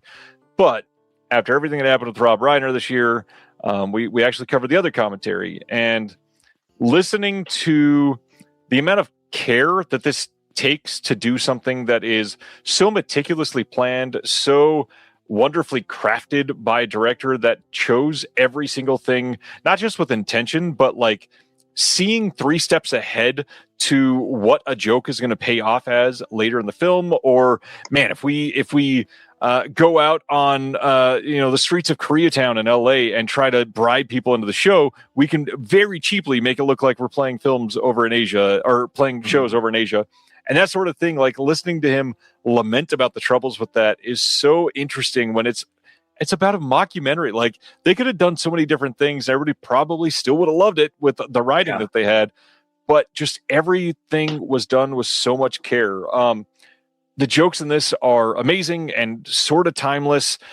And then you get the sequel, and it's nowhere near the same. I like it fine. It's okay. I get what they were going for, but God, the original film is unimpeachable, just amazingly made. And I talking about bands with original music. I mean, Spinal Tap actually played tons of fucking shows, and you could play their stuff in Guitar Hero growing up, and like, this is legendary. Spinal Tap is so much of just the definition of rock. I adore this movie. If you've somehow never seen it, which it looks like somebody in the comments has not, please go see this as Spinal Tap the best way you can. The 4K from Criterion looks incredible. Yeah, it's one of the best films ever made. It basically invented the mockumentary format. And I'm with you. I went and saw it. I was actually assigned to review the sequel, and so there wasn't a press screening, so I went and bought a ticket to go see it at the theater near me. Was the only one in the room when I bought my ticket, and walked out and told my editor, I have nothing to say about this. Like, it's not even that it was like objectively bad. It's just like, there's nothing here. It felt so flat. But I mean, everything's going to feel flat after the original film. It's perfect. It's a perfect film. All the jokes are perfect. And I even love, like, a lot of the press that they did to promote the new film as in character. Like, they were better in character in the interviews on, talk shows than they were in the actual release. So, sometimes you just can't fuck with greatness. I don't know. And a couple of the running gags were okay, but it's not like, critically, it's not something that you can hang a hat on. A couple silly running gags. Like, this is Spinal Tap is so much more than silly running, and not that it didn't have them. I mean, a drummer exploding constantly in This Is Spinal Tap is the go-to running gag, but it was so much more than that. I mean, hearing Rob Reiner talking about deleted scenes, and that's why these guys have like STD sores all over their mouth and shit like that is so freaking funny to hear about what they had planned and all these other things. Anyways, go listen to that commentary. I know everybody runs to the in-character commentary, but Rob Reiner, I mean, rest in peace to one of the greatest, like, literally probably one of the greatest director's runs we'll ever see. So yeah, for sure. Okay, so my final film is a film that has not yet been upgraded to HD, but will be soon, I am assured of. And that is Linda, Linda, Linda from Japan. What was that, 2006 or so? So if you haven't seen Linda, Linda, Linda, which is very possible because it's only been on DVD that's long out of print, and it had a brief theatrical run as a reprisal earlier last year. It's about a trio of Japanese schoolgirls who are trying to put together a band for their talent show for their school, and they don't have a singer, so they invite the Korean exchange student to sing for them. And so the four of them have to overcome cultural differences and, figure out a way to be a band and figure out how to be friends and figure out how to, overcome the usual teenage bullshit that comes with all of that. And it's got great fucking music. It's one of the best films of the last 25 years. Again, one of the greatest rock and roll movies ever, even though the rock and roll takes up, relatively small amount of time. It is integral to the plot and integral to the story. And the success at the end, the triumphant ending that I talked about earlier, is incredibly satisfying, even though, spoiler, it's in front of like half a dozen people. It doesn't matter at that point because you're so invested in these characters who are perfect. It's got Bae Doona, who is, famously in Snowpiercer and a bunch of other stuff. Like, she is one of the biggest Korean actresses of the last 20 years. The Host, she's one of the stars of The Host, which is one of the greatest films ever. And it introduced me to the music of the band that they chose to cover because this act that they're putting together, they had to decide what the characters had to decide what songs to place. They chose a Japanese punk band called the Blue Hearts, who are just an absolutely incredible band that then sent me down a wormhole to find all the Blue Heart stuff that I possibly could. They actually played the songs in the film, and so there's an EP of the actors playing the music from the movie that's available digitally, I think, and on CD. I mean, you can find it if you want to. It's on YouTube. But it's another one of those films like Sing Street where I can show it to anybody and they may not kind of know where it's going at the beginning, but by the end, you're just like, you're cheering in your seat because these girls really need this win. And the way it comes to pass is just so incredibly satisfying. And it's relatable in a way that's hard to express without having actually experienced it. I need to see this. This is not the one I was expecting. Okay. Wow. I desperately need to see this. Yeah. This sounds freaking great. Love the host, and that in itself was exciting. So, yeah, somebody release this, please. All right. Final point for me here. I've gone back and forth because now I kind of want to say the one that I thought you were going to say, but I'll leave that till after because I'm sure we're going to talk about the Ramones at least a little bit. Let's say this one then. It was mentioned earlier, but just to make it personal again, sort of like Pink Floyd's The Wall, I was raised in Wayne's World.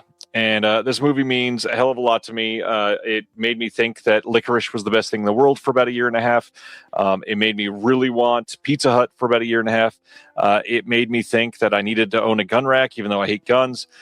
So much about this movie is just hilarious and works across all kinds of different generations. The music, obviously integral to the plot in so many different ways. But the biggest thing is like, God, did this movie make me love Queen?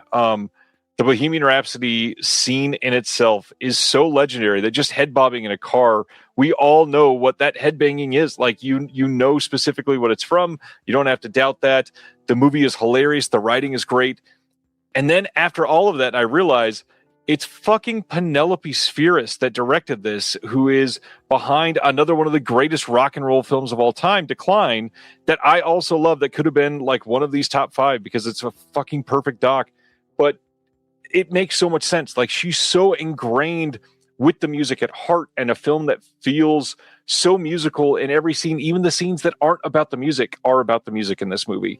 It's written perfectly. It is so tight, which makes the sequel feel weird, I know, to a lot of people. But like we said earlier, it is sort of just Wayne's World again, which isn't a bad thing. I think Wayne's World 2 is still overhated, but it's not the first one, and this movie's great. Dana Carvey and Mike Myers are perfect in this. Love that it started as an SNL skit. I mean, it's Wayne's World. We all know it. We all have talked about it. Yeah, that's it. Your mic is not working. There you go. You got me? Yep. Okay. So Wayne's World was the first film that I saw in theaters twice. What was it, 1992? So I would have been 12. Yeah. It's the first film that I saw in a theater, and then had my mom drive me back to the theater again because I wanted to see it again. Awesome. It is. I know all the words. I could recite the film from front to back. I had the biggest crush on Tia Carrere for years and years and years. So much so that I saw Jury Duty twice in theaters because she was the lead in that. Like, and it is a perfect film. So I have no complaints about including Wayne's World in this. It is an absolutely incredible film, and one of my favorite rock and roll movies of all time. And you're right. Like the music plays a huge part in it. Even when the movie's not playing music, it's about the music because these characters are all about the music. Yeah. You know, Penelope's other movies even feel punk. Like, Dude feels punk. The Boys Next Door, like everything is just something about it is subversive. Fuck the system. Everything that you want it to be. just like a bunch of these movies. I mean, we could have named so many other movies. Other things that I had: Detroit Rock City, another one that I loved growing up. Walk Hard, the Dewey Cox Story. We're done with biopics because that is a perfect movie. Rocky Horror Picture Show could have been a really obvious choice here. Phantom of Paradise, one of my favorites. We've got Baby Driver. I really like from Edgar Wright, and I feel like a lot of us don't give that the credit that it should still be due because it's Edgar Wright, so it's hard. Tommy, another big one that I was raised on that was kind of huge for me. Modern one that we don't talk about with Sandler, The Wedding Singer, is kind of amazing, and it's a really great rock and roll movie at the heart of it. Decline, again, probably should have been one of mine. One might be a little out of left field for some people. Inside the Llewellyn Davis. Love that movie, and it is a rock and roll story at heart, but it is a little more Americana, and I get that. I got a few more. Purple Rain is obvious. Yeah. I mean, the Decline movies are definitely up there for me. I first saw the Decline Part 2, The Metal Years. That was the first one I saw because it was my local video store had a VHS copy that I just bought off of them.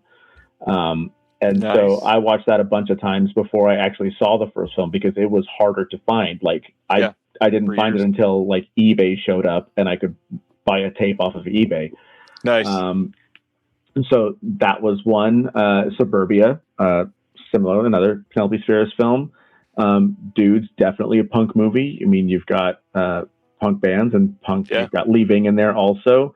What else do I have on my list? We Are the Best, which is the Finnish punk movie about like a bunch of like teenagers, preteens starting a band. Another like Let's Start a Band movie that is really, really great, put out by Magnet years ago, which kind of fell into a hole. Like it was released and people loved it. And then no one really talked about it. Someone just mentioned Airheads. I have Airheads on my list. It's right here. Another punk connection with that is they play like punk songs in the movie. They when they're at the end of the film, when they do Degenerated, that's a punk cover that they're doing in the prison at the end of the film. I have Deathgasm in here, which is good movie. You know, a lot of fun. Again, more death metal, sort of dorks trying to start a band, looking like idiots in front of everybody else, but because that's just who they are. So that's really great. I think that's all the ones I have on my list officially, but I know you wanted to talk about Rock and Roll High School. So let's talk about Rock and Roll High School. First of all, you love the Ramones. Rock and Roll High School, good movie. Clearly, you probably have different feelings that I don't know about. How do you feel about the movie overall? It's great. It's one of the best movies ever made. Every minute of it is perfect and completely illogical and stupid, but it's never wrong. Everything about it is right in my opinion. Yeah, it's a blast. I know a lot of people have sort of maybe like taken it for granted is a good way to say that. Like it's always going to be there, and in a way that's true. But for a lot of people, I feel like they just forget it exists, and so many people have just never seen it because of that. It's great. The Ramones are punk. Like they are the original punk. It is such a foundation for so many of us that grew up on all this. Yeah, see Rock and Roll High School, please. It is classic. It is amazing. Very well made. It's fun. I mean, if you like those Roger Corman movies from the 70s and 80s, like it's in that same vein. It is a ridiculous comedy. There's a giant person in a mouse costume. There's an exploding high school which everyone loves. There's the Ramones. Dee Dee performs a song getting soaked by a shower, like in someone's bedroom. Everything about the movie is incredible. Don't watch the sequel. It's worse than Wayne's World 2. But Rock and Roll High School is a perfect film for people who love the Ramones because it is as silly as they were. Like it's exactly the vibe that band requires and deserves. Hardcore Logo, I would also mention, is another Canadian punk movie from the early 90s. Also pretty fun, but a little more, I won't say serious, but more dystopic a little bit, just because it's, at the time that Rock and Roll High School came out, punk was still relatively new. It was shot in 79 and 80. And so they weren't huge yet. But there had been time for punks to get more disillusioned by the time Hardcore Logo came out. So that film's a little bit sadder, but still fun. It's a lot of fun. Two more that the final two item on my list. Almost Famous is an obvious choice for this, of course, but really want to shout out the director's cut. It is definitely a better movie than the theatrical cut. It is really well acted, of course, very trope-filled when you watch it nowadays. If it's your first time watching it, it probably doesn't feel as revolutionary as it did at the time. Right. And then the other one, which I feel like not a lot of, kind of like Rock and Roll High School, a lot of people just forget and just kind of assume that it's always going to be there. Streets of Fire. Really, really great movie. Some just amazing music in that movie. Really well acted. The shots chosen in that film kind of legendary. Some great iconic scenes. See that one. That would have been my last. That was the last one I was going to mention was Streets of Fire, because it is like I hadn't seen it until. I mean, it's been in the last decade, but I was old in the last decade too, so I hadn't seen it till deep into my late 30s, and then. I kind of was kicking myself for not having seen it earlier because I wasted 35 years of my life not having seen Streets of Fire. Yep. And then I was like, okay, I have to watch this. Like, what else is going on? Like, there were screenings that were booked. So I was like, I'm going to go see it in the theater. And I showed my son and I showed my wife, and I do play those opening and closing songs all the time. I went out and bought the record. It's one of those films where it is like absurdly over the top. It's complete melodrama, but it's done in such a way that like you're along for the ride. The music is incredible. The bands are incredible. Willem Dafoe's like patent leather hip waders are incredible. Like everything is perfect about that movie. I could watch it again every day and be happy. I agree. It's been a fun topic. This was a great choice. Not surprised that we ended up talking about music in some way. I kind of assumed that we would at some point. This has been just a blast. Everything I wanted to be. Glad you came on. Any recent releases that you want to highlight, or have anybody go to a recent article on Screen Anarchy?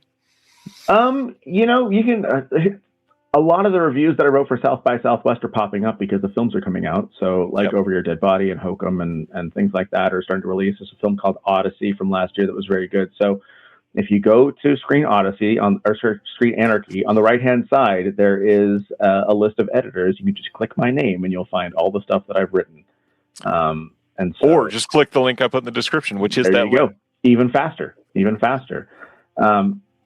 As far as home video releases, I mentioned earlier, I've got like half a dozen floating in the ether. So we'll see when those get announced, hopefully soon. Cannot wait. Reminder to everybody, tomorrow night I'll be live again with Craig from Deaf Crocodile covering last week's announcements. We will cover a lot of those. But until then, next week we've got the Vinegar Syndrome sale, so we're going to be up late getting all of the announcements that come out next Thursday. As long as I'm allowed to be live, I will be live again. Josh, thanks again, and we got to have you back at some point. I'm all about it. Anytime. Amazing. Well, and considering you went 3 hours and 15 minutes, I guess we broke you in decently. I'm a pro. All right. On that note, thanks, y'all, and we'll see you next Thursday. Thank you for watching The Disconnected. On the way out, make sure that you are subscribed to the channel, that you've liked the video, and that you've copied the link to be able to share it with someone else that may appreciate this.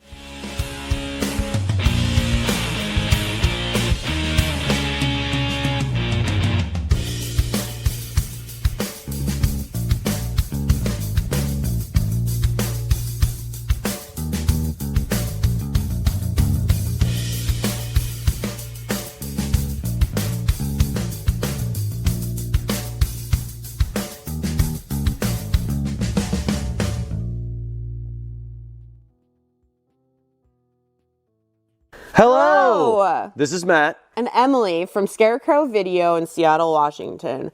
Did you know that we have the largest video collection in the world? We have over 146,000 titles and growing.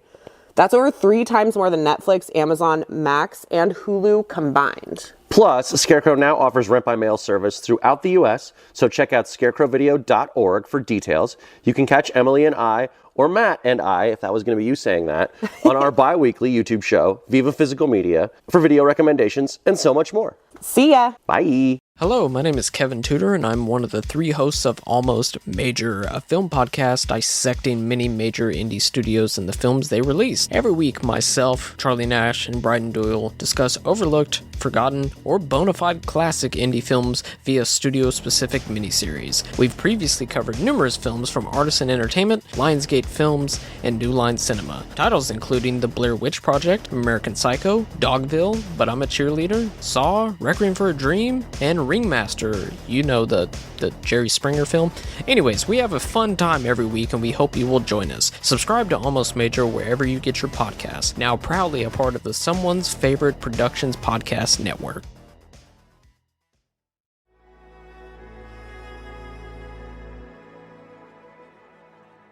Thank you for listening. To hear more shows from the Someone's Favorite Productions podcast network, please select the link in the description